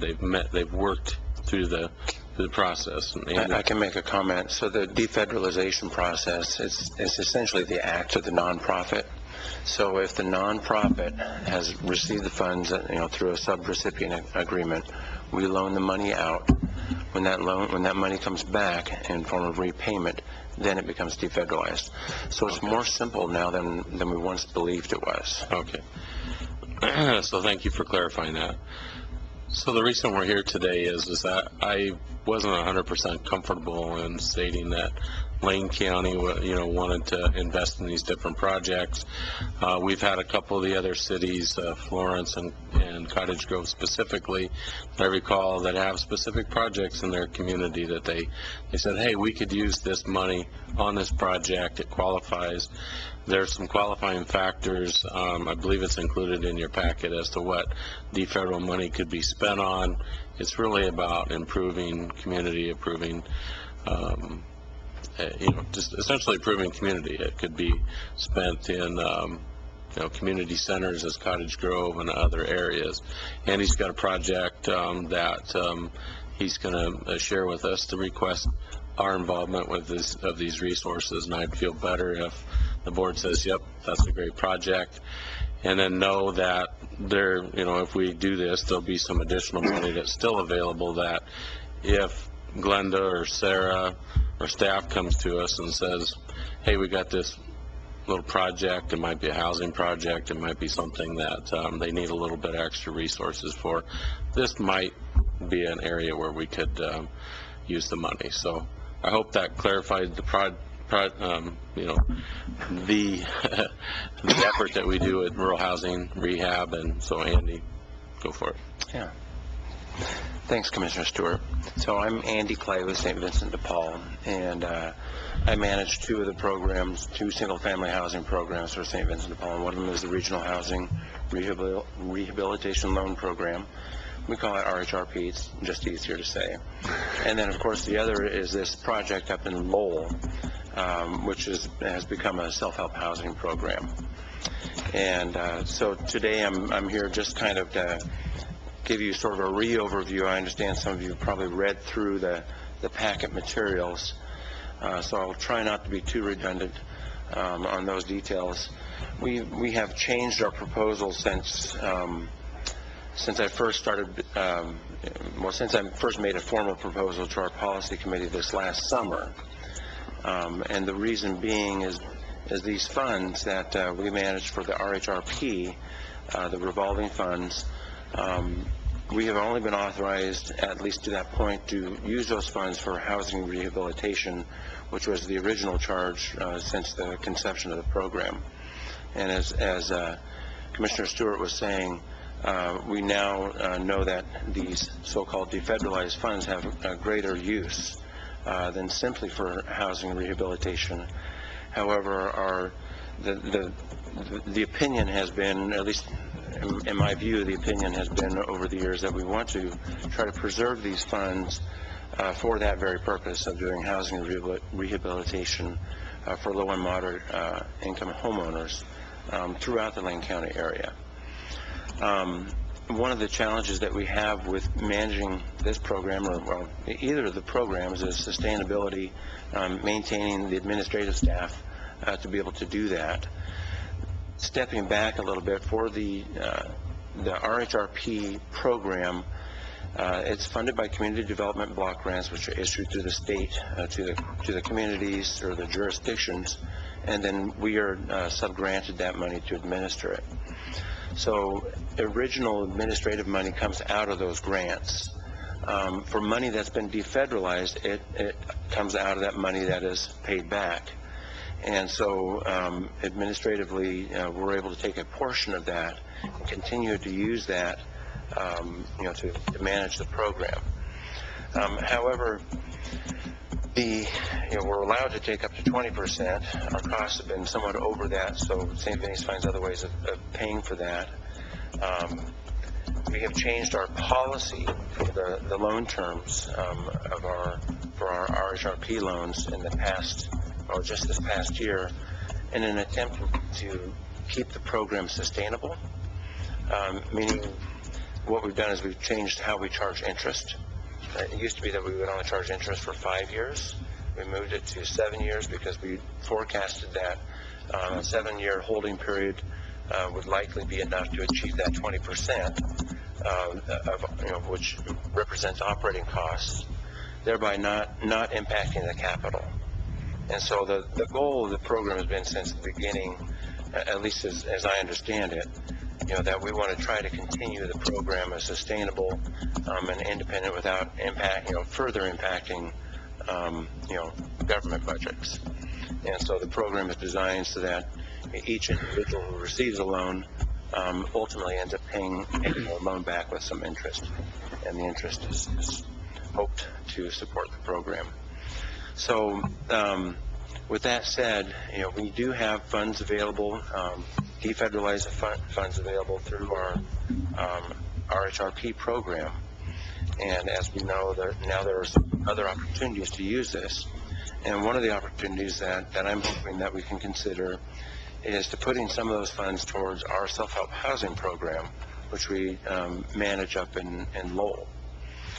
And one of the reasons I think that it's a good use of the funds and will meet our objectives of sustainability is because, well, again, we'll be loaning this money under the same terms that we have been loaning for doing housing rehabilitation, thereby keeping it sustainable and thus having that that principal available for future projects.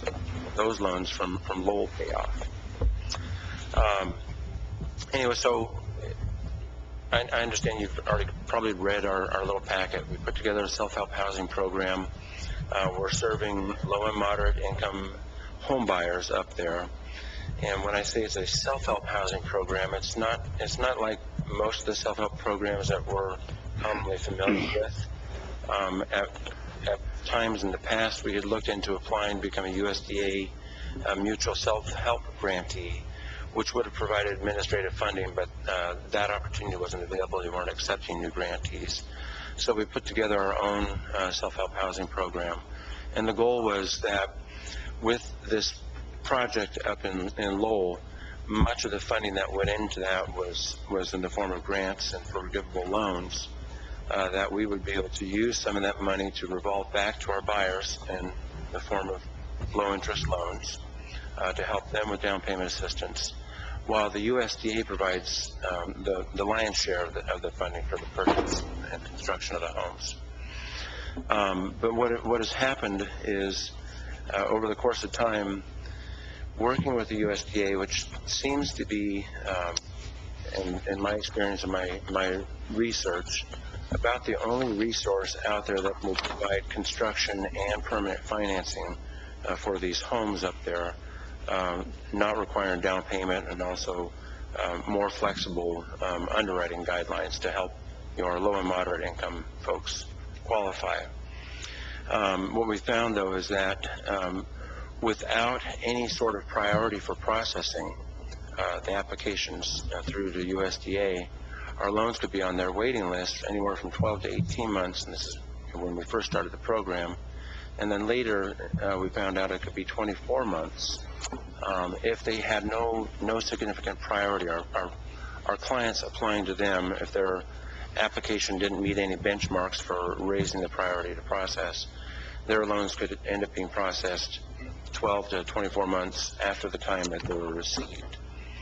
And it's very difficult for us to be able to project and finish a project and be able to coordinate with contractors and maintain pricing if our horizon is a year and a half to 2 years out.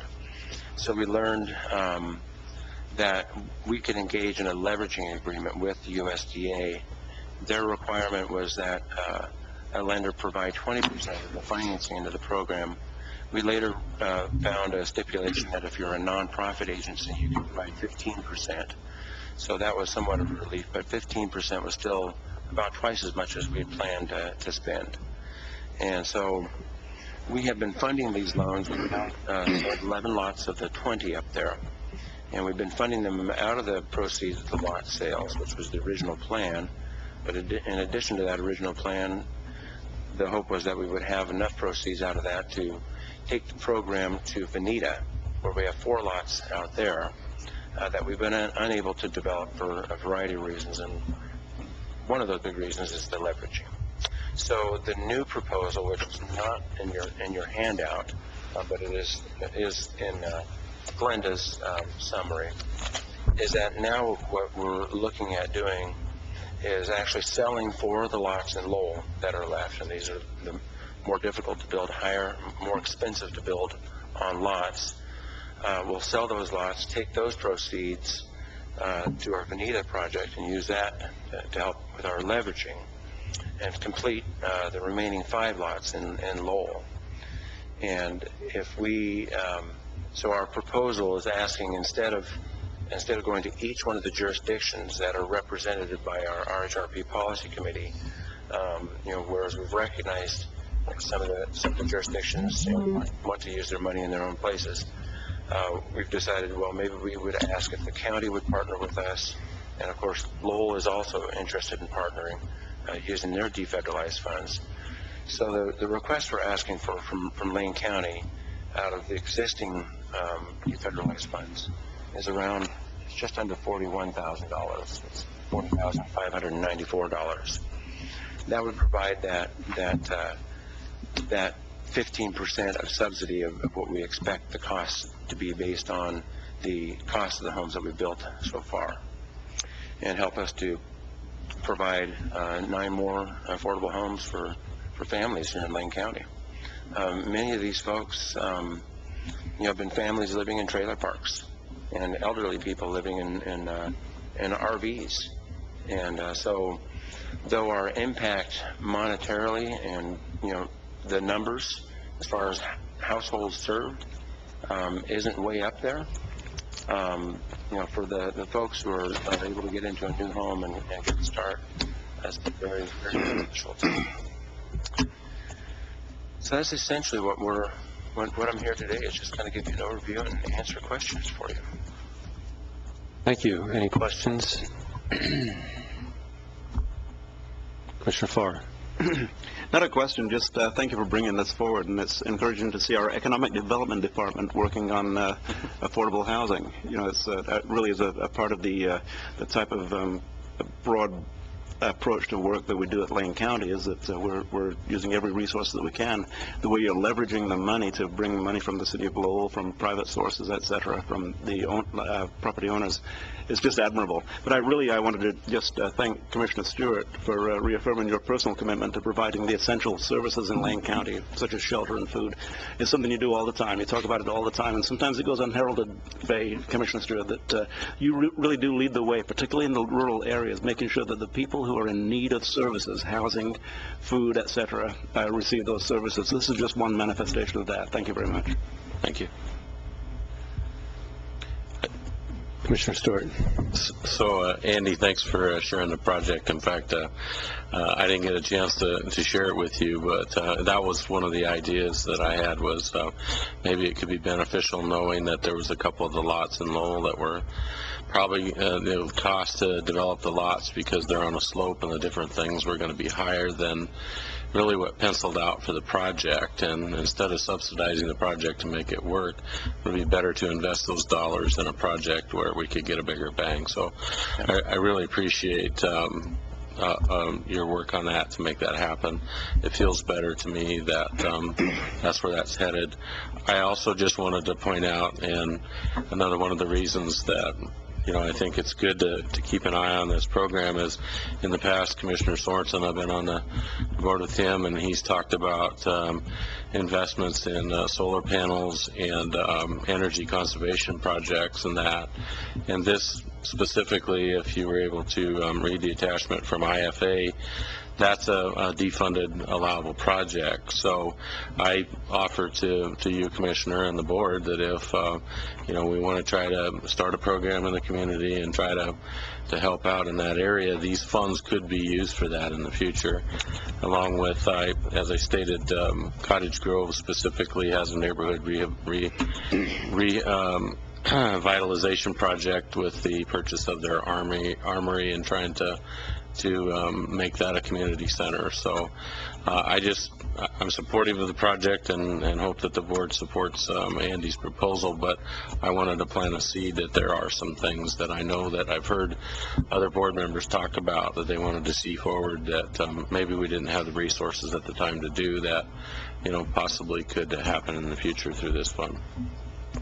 So I've got Commissioner Like in the queue, but I just want to clarify, what you're looking for from the board is just basically that we have no objections to you supporting this in your role in this program. Yes, thank you. Not really a motion. You're just looking for kind of majority consent of no objection. I would feel better if we... Or do you need a that's why I'm asking. But if it would be better, it would be nice if there was a motion that says, I support investing these defederalized funds in the proposal. Great. I just want to make sure that the board understood what our end goal here is. So, Commissioner Lyken. Thank you, Mr. Chair. Actually, I do support this. I think it's important. And first of all, these are folks that, from a traditional mortgage lending standpoint, would have no chance. And I've made plenty of comments in Dodd-Frank, and I don't need to go there again. So anyway, and also, I think the piece where it's important with St. Vincent de Paul involved in this, I've been involved in the building development industry for a long time, and so a private sector builder would not touch this. So the fact that you're involved in this, I think, really makes a lot of sense as well. And because the reality is there's really not money to be made. And so I think this is a real good opportunity, really, in looking at the rural part. And I like the fact that there's this focus on Lowell as well. I think that makes a lot of sense. So I really support that. I think this makes a lot of sense, and really appreciate the work that you're doing, Andy. Really appreciate it. And Sarah, thank you for filling in for Glenda today, and really appreciate just good information. So really support this. Thank you. Thank you. So we're about a minute away from a time certain, so Commissioner Stewart, would you like to make a motion? Or did you have? Go ahead and make the motion. I'll second it. Mr. Chair, I'd move that we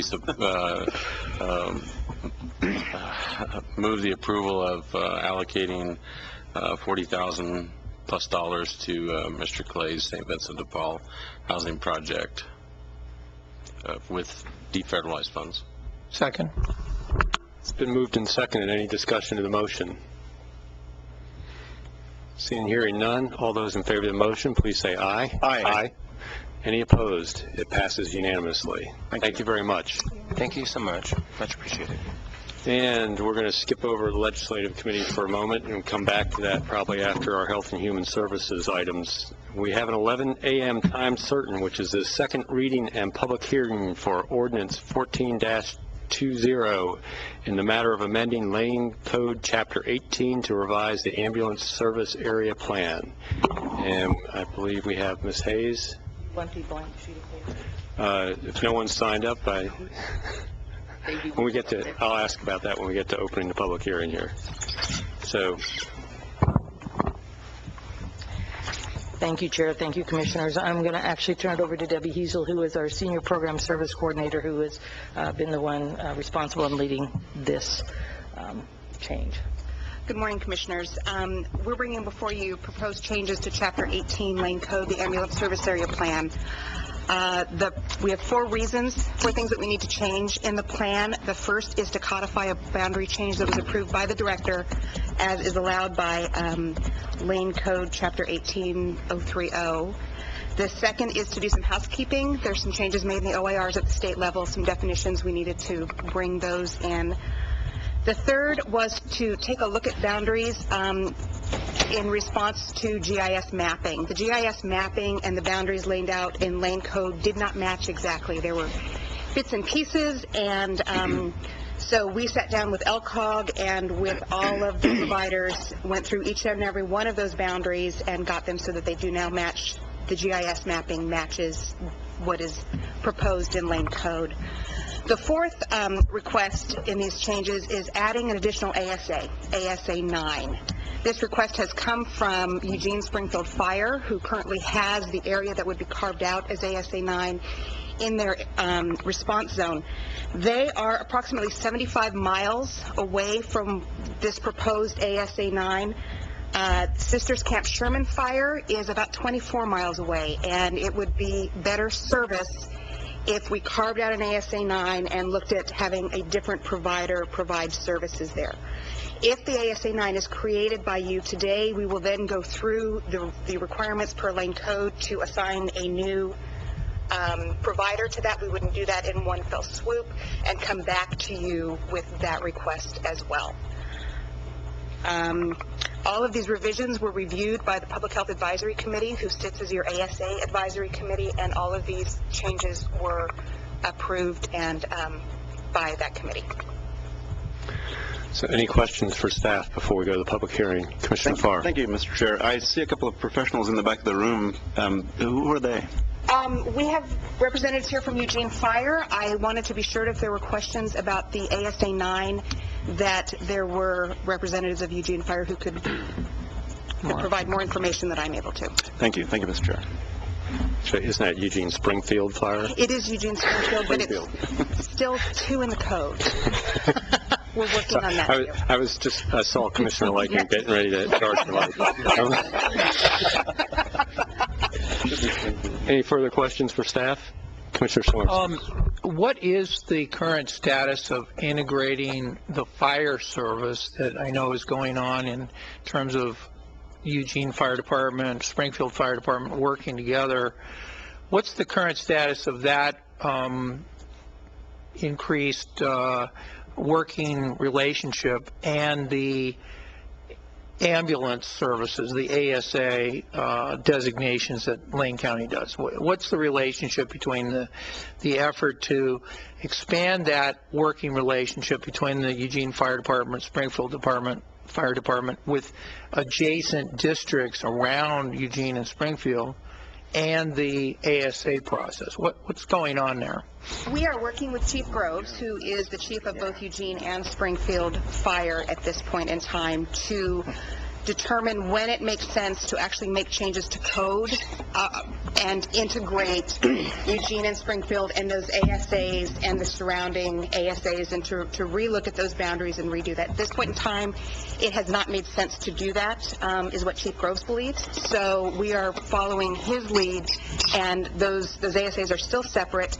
But when Eugene Springfield says, yes, they're really ready to go, then we would come back to you and request we look at some boundary changes and consolidate. On the fire side, is there an effort to expand the fire service beyond the current Eugene and Springfield areas and provide additional fire service outside and have the same kind of working relationship we see with Eugene and Springfield working together within Eugene and Springfield? I would have to defer to Eugene Springfield Fire on that.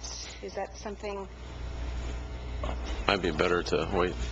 Yeah, that kind of gets outside of the ambulance service district stuff. Yeah. You want Let's just have him make a comment and then move on. Hi, I'm Matt Ennis. I'm Acting Special Operations Chief for Eugene Springfield Fire Department.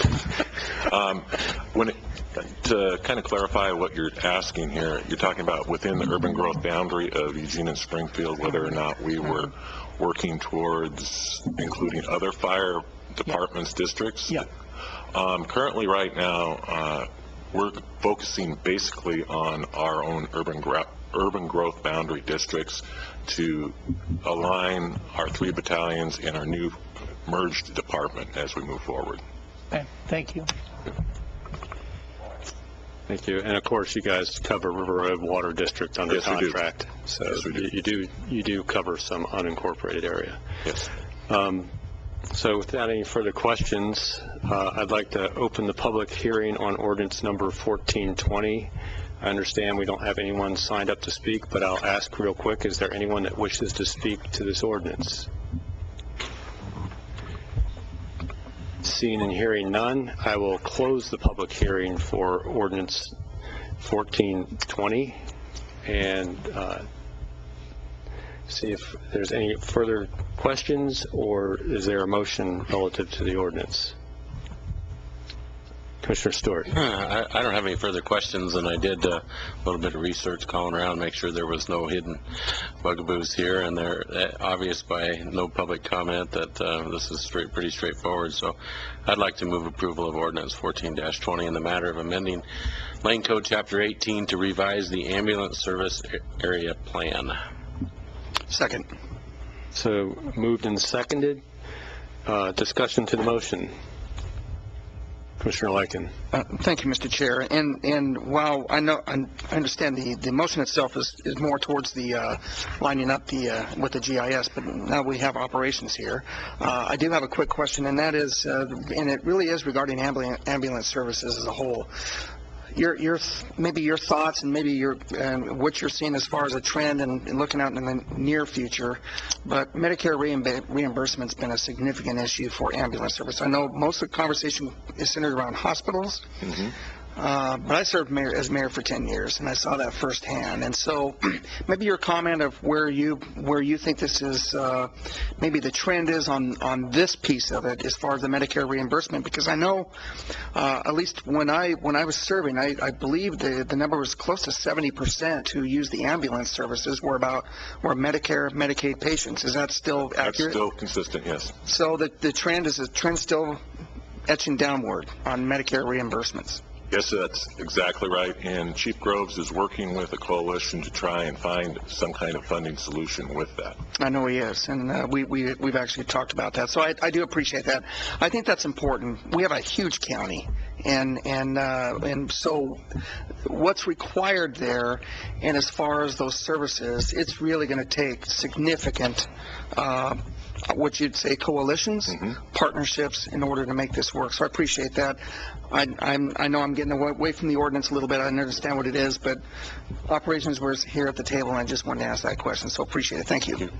Well, I appreciate you bringing that issue up, having sat on the Central Lane Ambulance Services Task Force, which was specifically looking at that issue, is how do we fund ambulance services given the impossibly low rate of reimbursement for 70% of our calls. So it's coming. That's an issue that's still brewing out there and will be coming to us again later.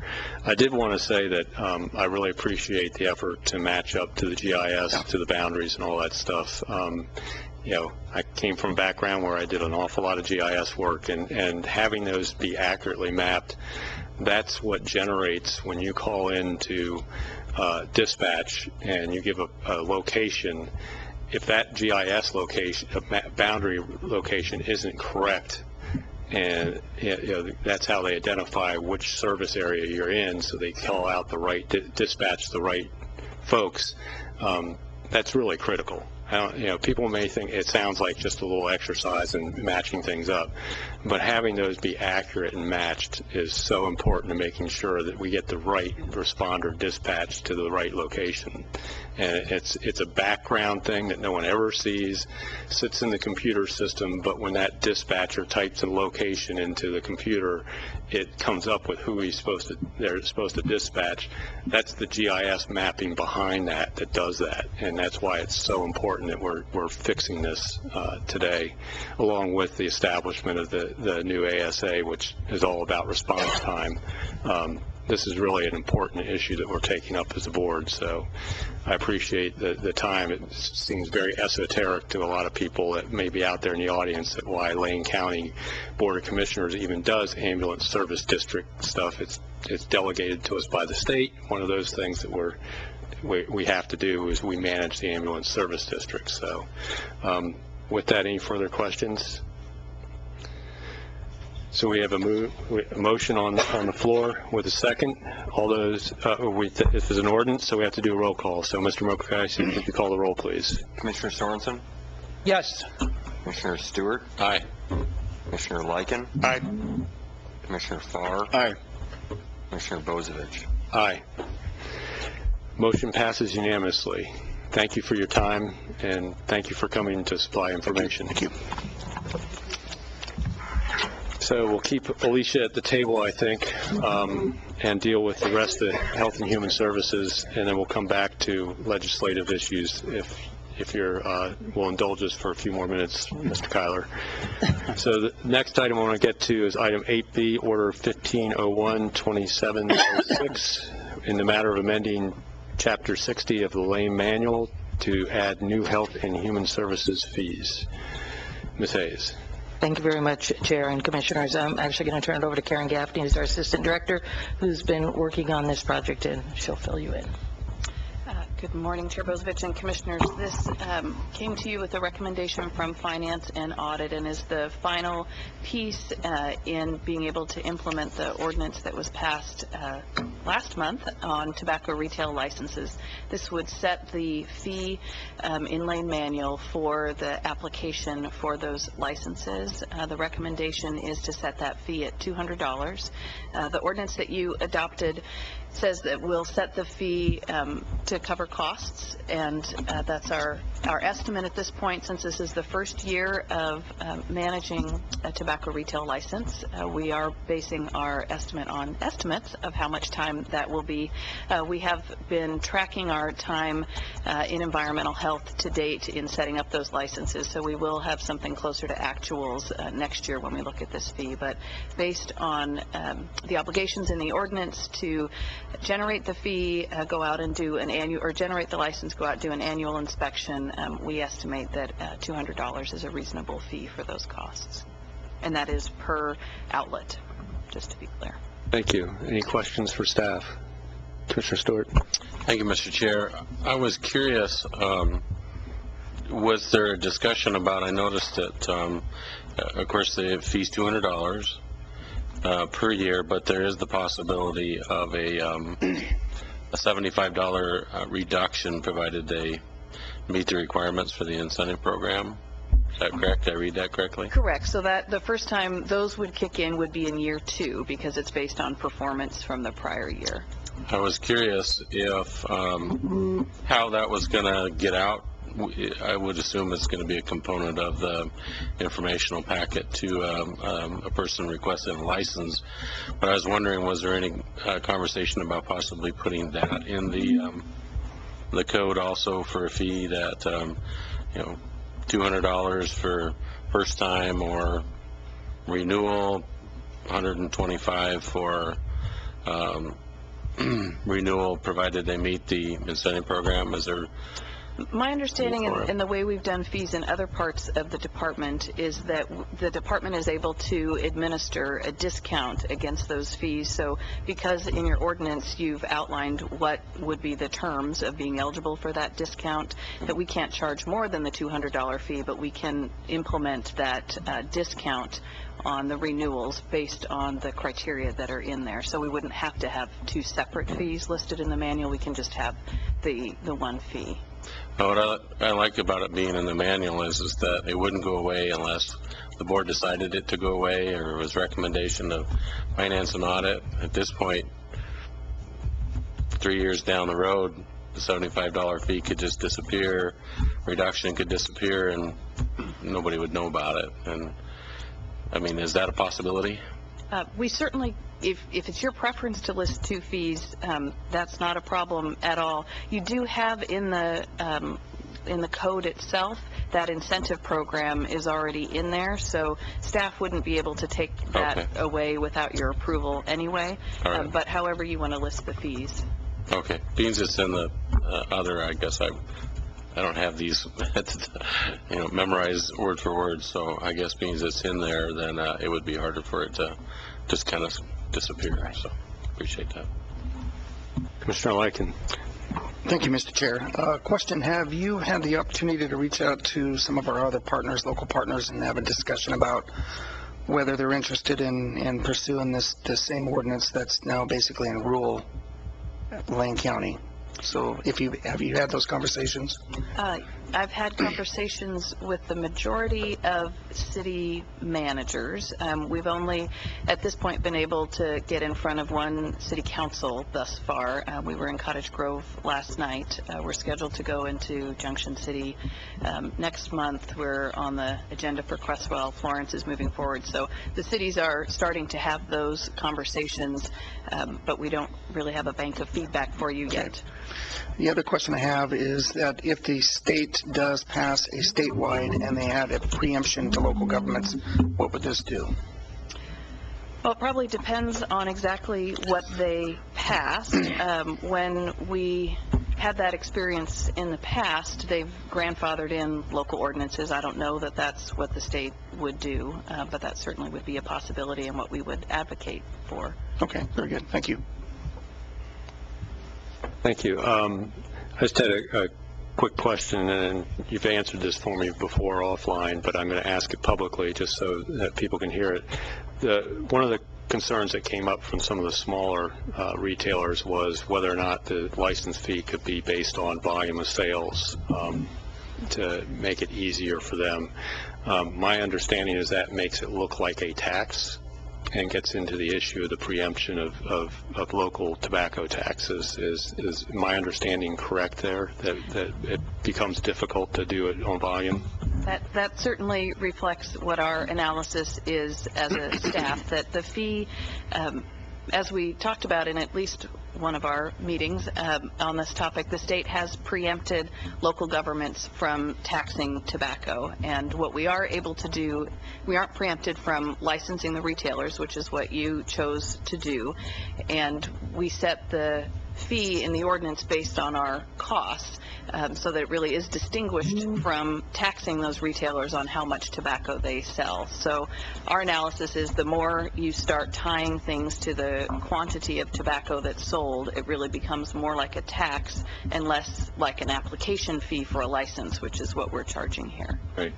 And I just want to be clear also, this is a per location license. You license a location, not like an entire chain of stores. Absolutely, and that's why it really is a similar cost, regardless of how large the vendor is, because it still is the same work on the staff side to generate the license, to go out and do an annual site visit. All of those pieces that generate our costs would be the same based on location. Thank you. Just wanted to clarify that. Any other questions for staff? Do we have a motion? I'll move. Jeez. I'd like to move approval of Order 15-01-27-06, the matter of amending Chapter 60 of Lane Manual to add new health and human service fees. Do I have a second? Second. It's been moved and seconded. Any discussion to the motion?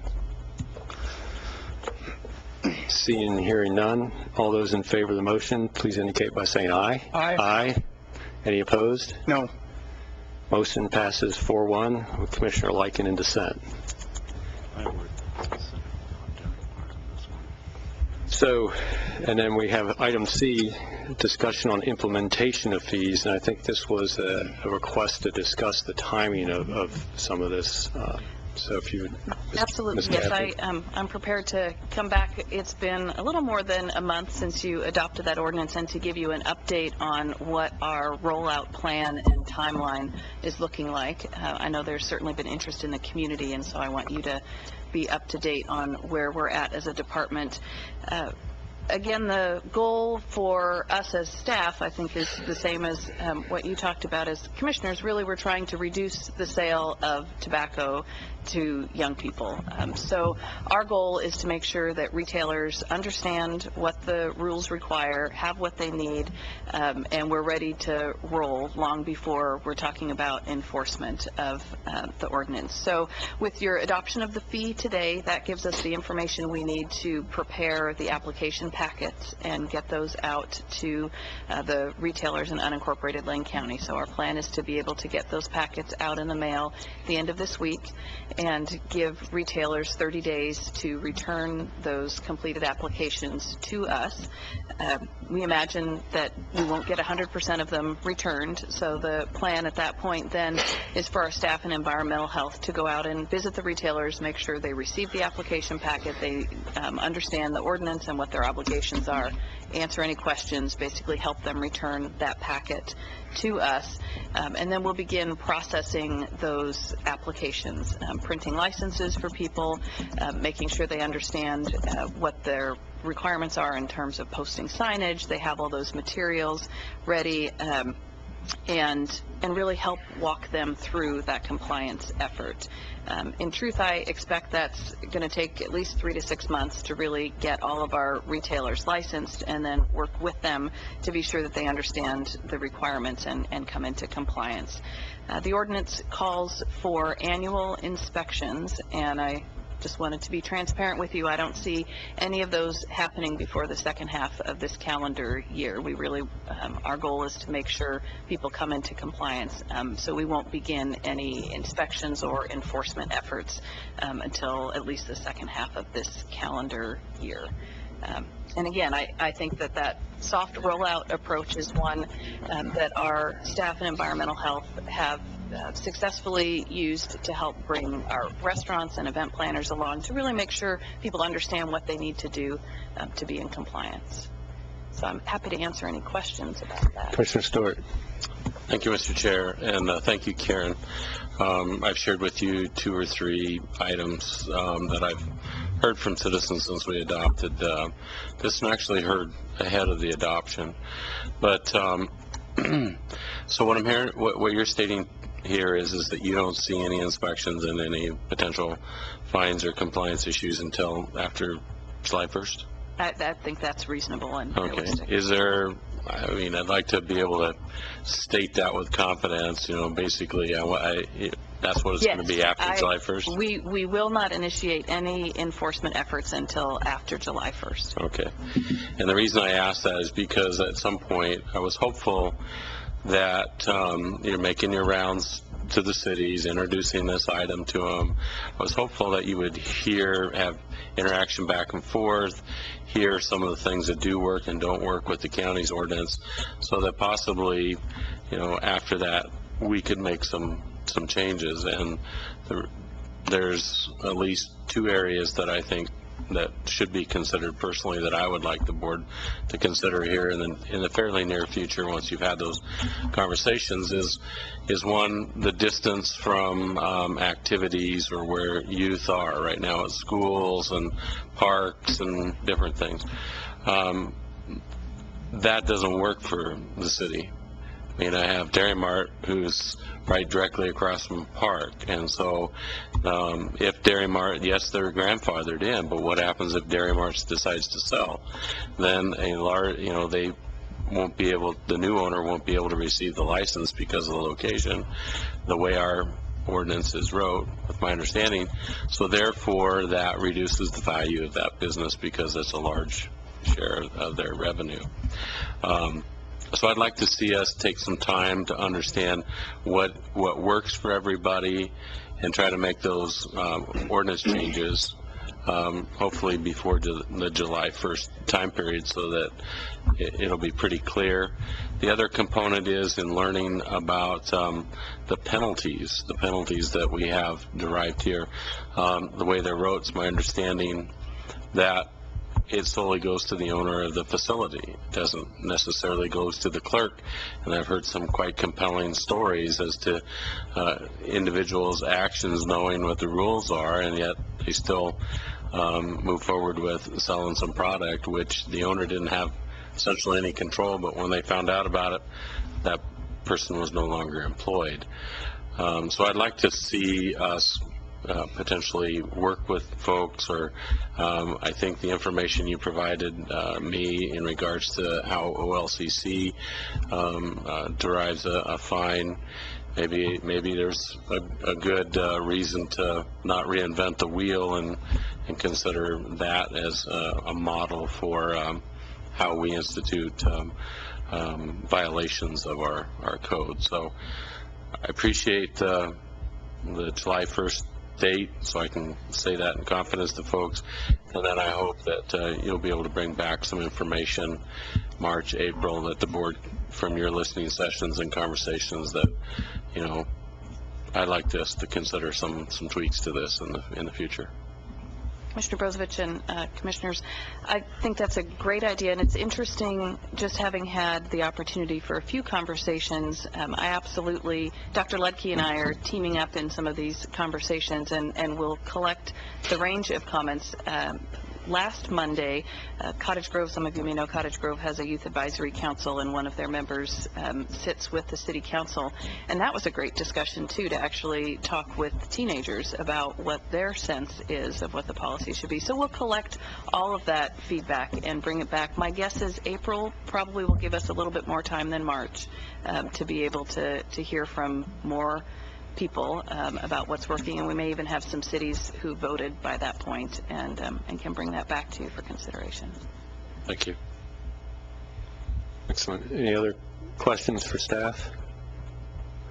I appreciate you guys confirming the lack of enforcement, so maybe some of the folks out there can relax, and hopefully we'll have time between now and July 1st to deal with some of the technical issues in the ordinance that have been identified by both the public and retailers. And by the time we get to the enforcement side of things, if we do, we have to find a violation to enforce, which I'm pretty sure most retailers are trying their very best not to ever have. So by the time we get to where we might take enforcement, they'll have hopefully an ordinance they all feel they can support. So that's I appreciate having that date and also understanding the soft rollout. I don't think that was very clear to the public. The public just understood that an ordinance is effective 30 days after we pass it, and they thought back on January 16th that they had to be in complete compliance, or they could be found, to be the first violation on January 17th. And folks were very concerned about that, so being able to talk about that publicly was very important, so I appreciate that. Any other questions? Commissioner Farr. Just very briefly, we have a community health improvement program, CHIP. Does this address that? I mean, that's a loaded question. Can you tell me what part of the CHIP this addresses? I'd be happy to, Commissioner Farr. One of the priorities in our community health improvement plan is to address tobacco use, because it is such a leading cause of preventable death. So it is a priority, and one of... Did you say the leading cause of preventable death? It is the leading cause. The leading cause of preventable death. Thank you. So within the community strategies to address tobacco, one of the areas really is to decrease youth use, and an evidence-based, research-based strategy to effectively be able to decrease youth access to tobacco is to license retailers. And so that really is where this strategy came from, and is absolutely part of our community health improvement plan. And that's one of the tactics that is being employed. Thank you very much. Thank you. Well, thank you very much. I think we'll jump back here now in our agenda to item 7E, which is Order 1501-2705, in the matter of adopting legislative priorities for the 78th Legislative Assembly, 2015 regular session, and we have our Intergovernmental Relations Manager, Alex Kyler, here. Give him a second to hand out a few things. And I will remind the board that we do want to try and slip exec session in before lunch, so I may move commissioner's business to the afternoon after our other items in the afternoon to make time for that. So, Mr. Kyler. Thank you, Mr. Chair. Members of the Commission, I'm Alex Kyler, your Intergovernmental Relations Manager. We're here with a report back from the Legislative Committee with 3 items. I have handed out an item that I would like to briefly talk to as a 4th item with your discretion as well, Mr. Chair. Okay. Yes. So you've got a board packet in front of you. There are 3 items that we're bringing here today. The first of which is an update from the Legislative Committee meeting, and there were a couple things that we did in that meeting. In particular was to add. We talked about 5 new priorities for the county, and those can be seen on page 2 of your packet under paragraph E, analysis. There's the first of which was the 5 I'm referring to, is under sub 2 of that, where these are actually state issues. And we talked about getting behind the Association of Oregon Counties project to help to establish a better way for counties to take advantage of bankruptcy should they need to, sort of the next evolution in the conversation about counties in fiscal distress, unfortunately.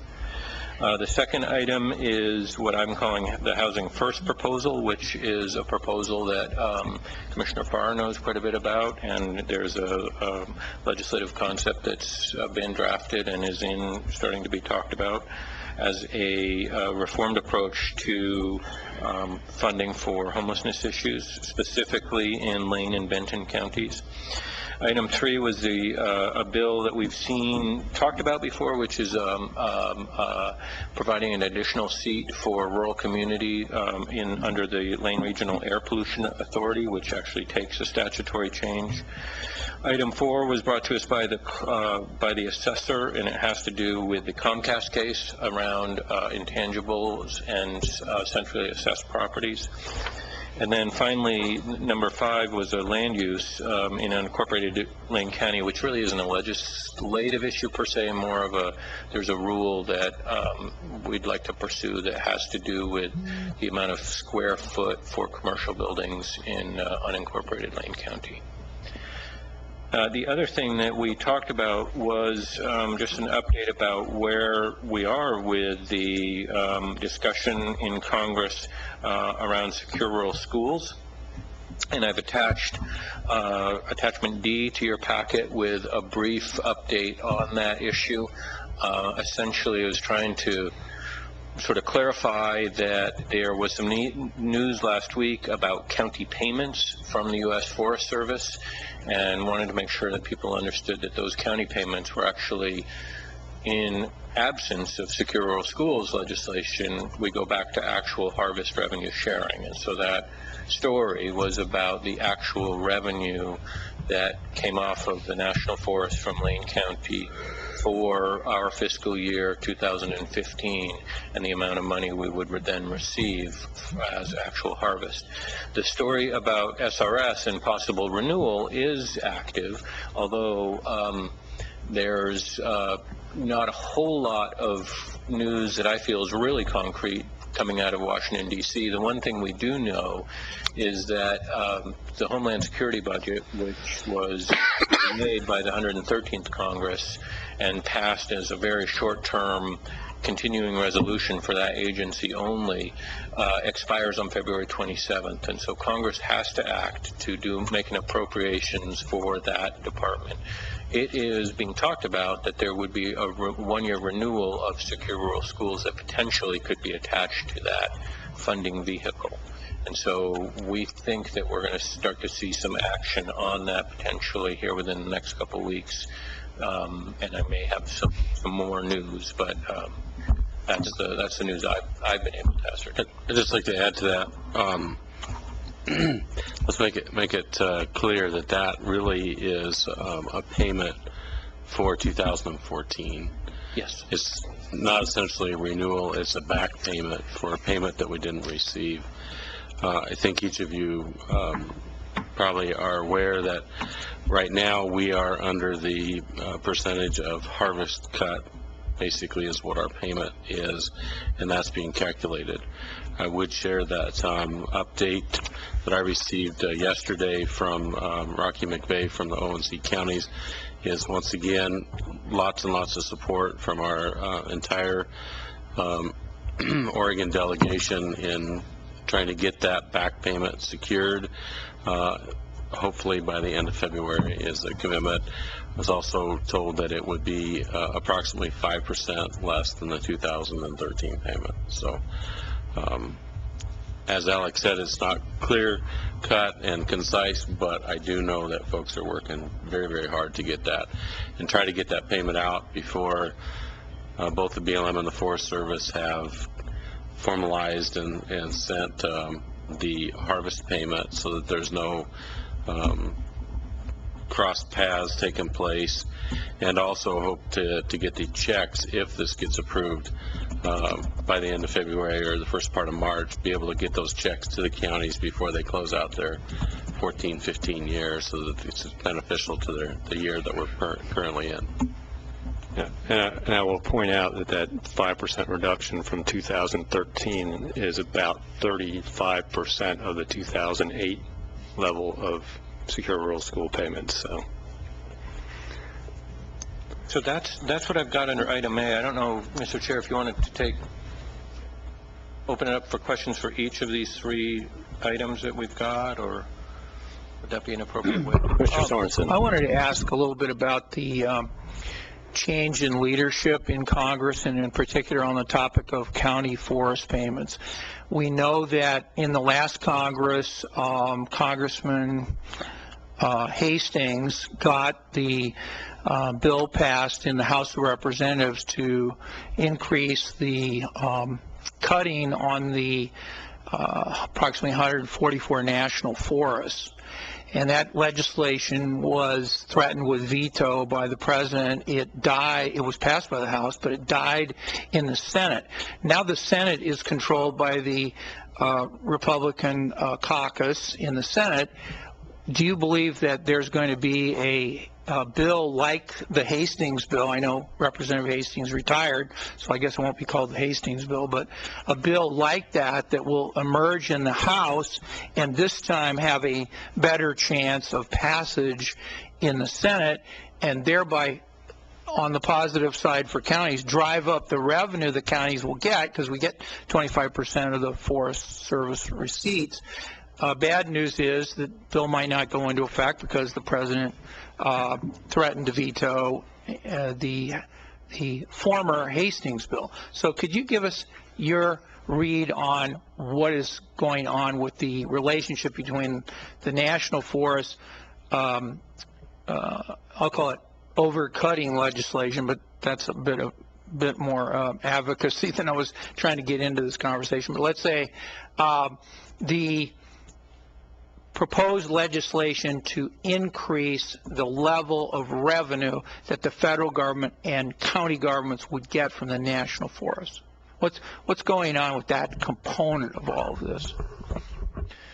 Mr. Chair and Commissioner Sorensen, I think you've outlined a great question. I'm not sure I can really answer it. There's definitely leadership in the pertinent committees from the Northwest. Lisa Murkowski, as a Republican from Alaska. On the House side, there's a Washington representative, I think, who replaced Doc Hastings. Is that correct? Or at least there's a woman who's been pretty vocal about it from Washington, Jamie Herrera. Yeah. So my sense is that there will be a repeat of a management bill that comes through. I do know, I've noted in this little memo that Senator Wyden did reintroduce his bill just recently. There's another piece of legislation about fire borrowing that Kurt Schrader and Greg Walden introduced. So I think we're going to see that conversation, and I think the big question is what will the president do with something if it reaches his desk? He previously promised to veto H.R. 1526. He's made some pretty strong statements about vetoing other legislation that is probably going to reach his desk out of this Congress. So it's going to be the devil be in the details about whatever's in what reaches his desk. I think it's probably safe to say if it's a repeat of H.R. 1526 as it was crafted, then it would result in a veto.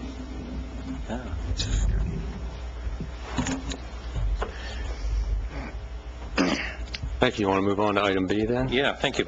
So the establishment of legislative principles is attachment C in your document, and really the idea here is that the board, I'm sure, is aware of sort of the format with which we have historically addressed state legislation by reading every bill that gets introduced, assigning them out to staff, having feedback come back, setting in a legislative committee agenda, bringing then those bills to the board throughout this session, and adopting priorities as the board sees fit based on that recommendation. It's not an impossible task, but it is pretty time consuming for me, and what I am really faced with a lot in Salem is, would you get bumped into in the hall by another lobbyist? Will you go talk to so-and-so about this measure? I look at my list. They say we haven't taken a position on it. It's sort of hard for me to go say anything, even though I think by now I've really pretty much got a sense of where the board is and what is of importance to the county. So we tried to create this document such that there would be some guidance for me in those kinds of cases. And we reached out to each of the departments and primarily talked to them about, mostly you'll see funding issues, which are, sort of a lot of what we do in Salem is try to make sure that we are not getting dinged too badly by fiscal policies. And so we've gotten quite a bit of feedback from departments about this. I would say that you'll see that it's really to 2015. It's titled 2015 Legislative Priorities. This is a work in progress. I think we'll probably have to, as things evolve in Salem, we'll be bringing this back to Legislative Committee to see how it's working.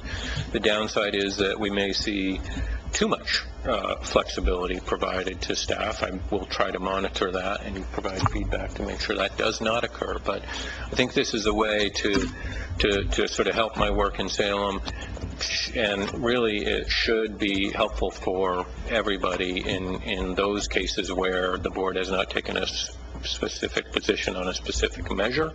That does not mean that Legislative Committee will cease to meet and cease to discuss bills. It will. We will continue to bring bills to your attention, but what we're trying to do is to bring bills that are more important and more likely to be actually discussed in Salem, rather than sort of everything that comes out of the gate and bringing it in front of you before we even know what's potentially going to happen with the measure. So any questions for Alex about the principles?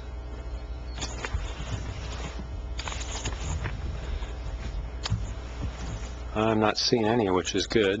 I think they followed really well with some of our previous direction we've provided you.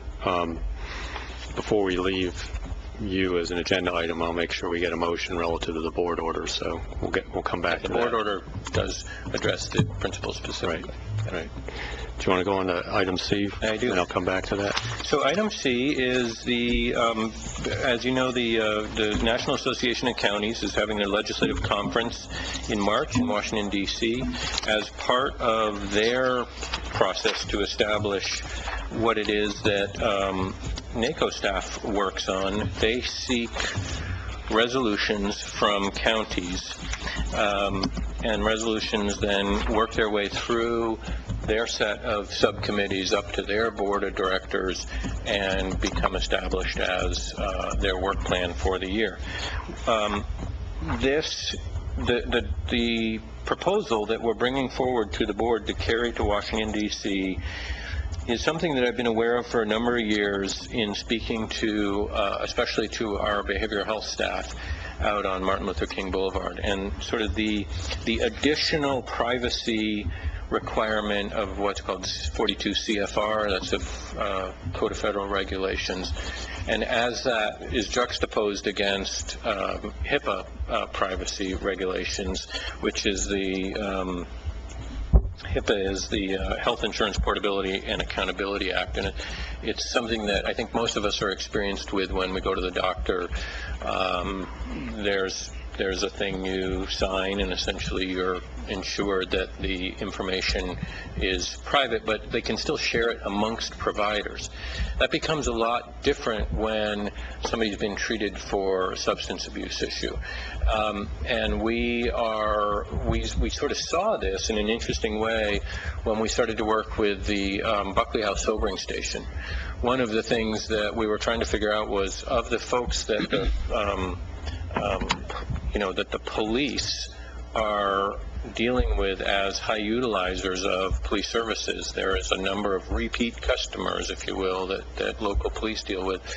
What number of those are also repeat people down at Buckley House? And we found that ability to share is essentially, there is no way. And as we look at better integration of services, especially around healthcare transformation, something that could align 42 CFR more with HIPAA seems like it would be a reasonable request. This is the format that that NACO expects to see these kinds of things at. We did manage to get it all onto one page, and we did vet it with the Association of Oregon Counties, with the Association of Oregon Community Mental Health Programs. We did vet it with staff that were here from Behavioral Health and Health and Human Services, and everybody sort of gave some input, so we think we've got a pretty good document. And it's consistent with past practice of the county, Lane County, bringing issues to NACO. I think we've brought probably better than a half a dozen or so resolutions over the years to the attention of NACO and participated in actively lobbying for those to become part of their work plan for the year. Great. Any questions on the NACO resolution? I'm sorry. Go ahead, Commissioner Farr. I don't really have any questions. I have questions that I'll be running by you later in separate meetings, but this is before the Health Steering Committee. Will be. Okay. Which I have been appointed a member of the Health Steering Committee, so this would fall upon me to carry this to the Health Steering Committee. Pressure's on. Yeah, Mr. Chairman, we might have neglected to tell Mr. Farr. This is we do know we've got Commissioner Lycan, I believe, and Commissioner Farr both attending the conference, or at least talking about going, and this is something that we've actually also talked with AOC about, so there should be plenty of folks around that can potentially be carriers for it. But yes, you are on that committee, and Commissioner Farr, we plan on briefing you heavily on this thing prior to your trip. Okay. So do I see or hear any objections to Alex continuing to work on the NACO resolution concerning this particular issue? I'm not seeing any there. Yep. So you have one last item before we come back to the board order? That, this is not in part of your packet, but last week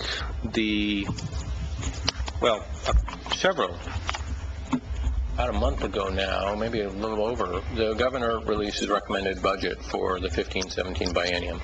The way that process works is he makes a recommendation to the legislature about his recommended budget. The co-chairs of Ways and Means are the ones who deal with that recommendation.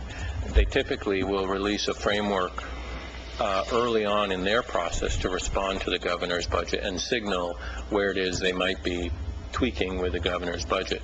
So you may recall the news of about 2 weeks ago where the co-chairs announced that they were going to try to add $600 million to the governor's recommended budget for education specifically. That meant that there had to be $600 million found elsewhere in that recommendation in budget and make some cuts. One of the things that we noticed when they released their framework for public safety was a pretty remarkable reduction that I've highlighted here on the form that the page that I handed out to you. So they said they want to provide $20 million for the Criminal Justice Commission Justice Reinvestment Grants. That was in the governor's recommended budget at $58 million. We participated a lot in the discussions around House Bill 3194, which created the Justice Reinvestment Grant Program.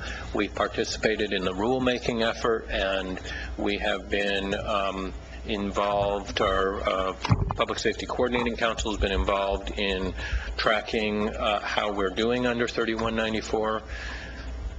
There's $20 million for that program is really a broken promise from the legislature. The idea was not that 3194 would be a money savings bill. It would reinvest the $600 million that the governor expected to have to invest in prisons over the next 10 years back into communities, such that we're better able to treat people, to work with folks, and keep them in the community rather than sending them into the state prison system. So we've been doing a lot of work under the premise that there would be $60 million available per biennium over the next 10 years for counties and cities, frankly, to work on how to more effectively deal with offenders in the community. So as a result, this was quite shocking for many people. I suggested that perhaps a joint letter might be in order from various stakeholders locally. We've sort of fooled around with a couple different drafts.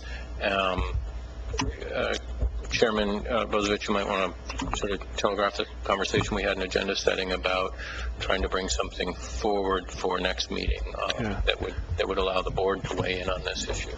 Yeah, because this was kind of late breaking and we weren't able to get anything into the board packet, so there was no public ability to see what we were thinking of doing. What I suggested to Mr. Kyler is we have a quick discussion to see if there's board support to provide some kind of letter to the co-chairs from the board, possibly joint signature with our elected DA and sheriff, and maybe even get some of our Public Safety Coordinating Council chair and vice chair, and maybe some of our partner agencies like the chief of EPD and all to sign on to this letter, kind of reminding the co-chairs of the promise that was made under the agreement that ended up with House Bill 3194, which was not a completely uncontroversial bill, and it got approval through the legislature with that promise that the savings that were going to be made in the prison system by changing some of the sentencing structure were going to be reinvested in how we take care of offenders, either pre-conviction and post-conviction, and that money was going to come back to the counties to do so, to manage that. So I think it's a very important issue, but what I'd kind of like to do is, if the board, if we can get kind of the verbal acquisition or from a majority of the board here, Mr. Kyle will draft the letter to come back in consent calendar next week for us to approve by vote, and that way it'll be posted publicly, and people will know what we're getting ready to vote on. So if there's no objection, or if anyone has any comments, Mr. Kyler can go back and start working on that letter, and also working with some of the partners that might be signing that letter with us, and then we can see that again next week on consent.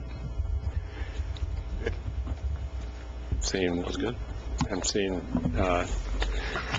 Commissioner Likens, Stewart, and Sorensen all nodding their heads, and Farr, so it seems like you've got direction to do so. So I appreciate you allowing us to add that into the legislative committee. So can we come back to the one board order attached to this, which is the legislative priorities? Commissioner Stewart. So, Mr. Chair, I'd like to move approval of Order 15-01-27-05 in the matter of adopting legislative priorities for the 78th Legislative Assembly.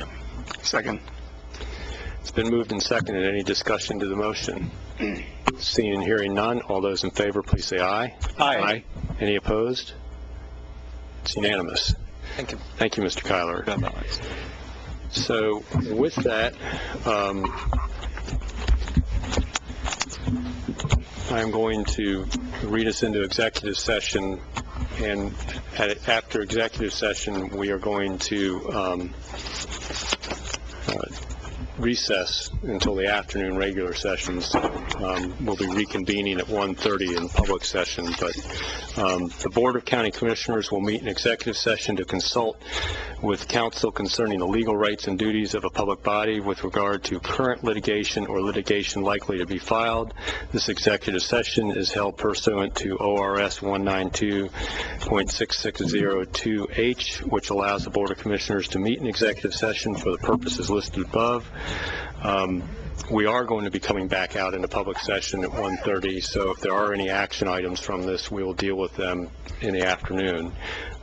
So we are going to recess and reconvene in the Board of Commissioners conference room in 5 minutes for executive session, and then we are going to recess from that executive session and come back into regular session at 1:30. Thank you.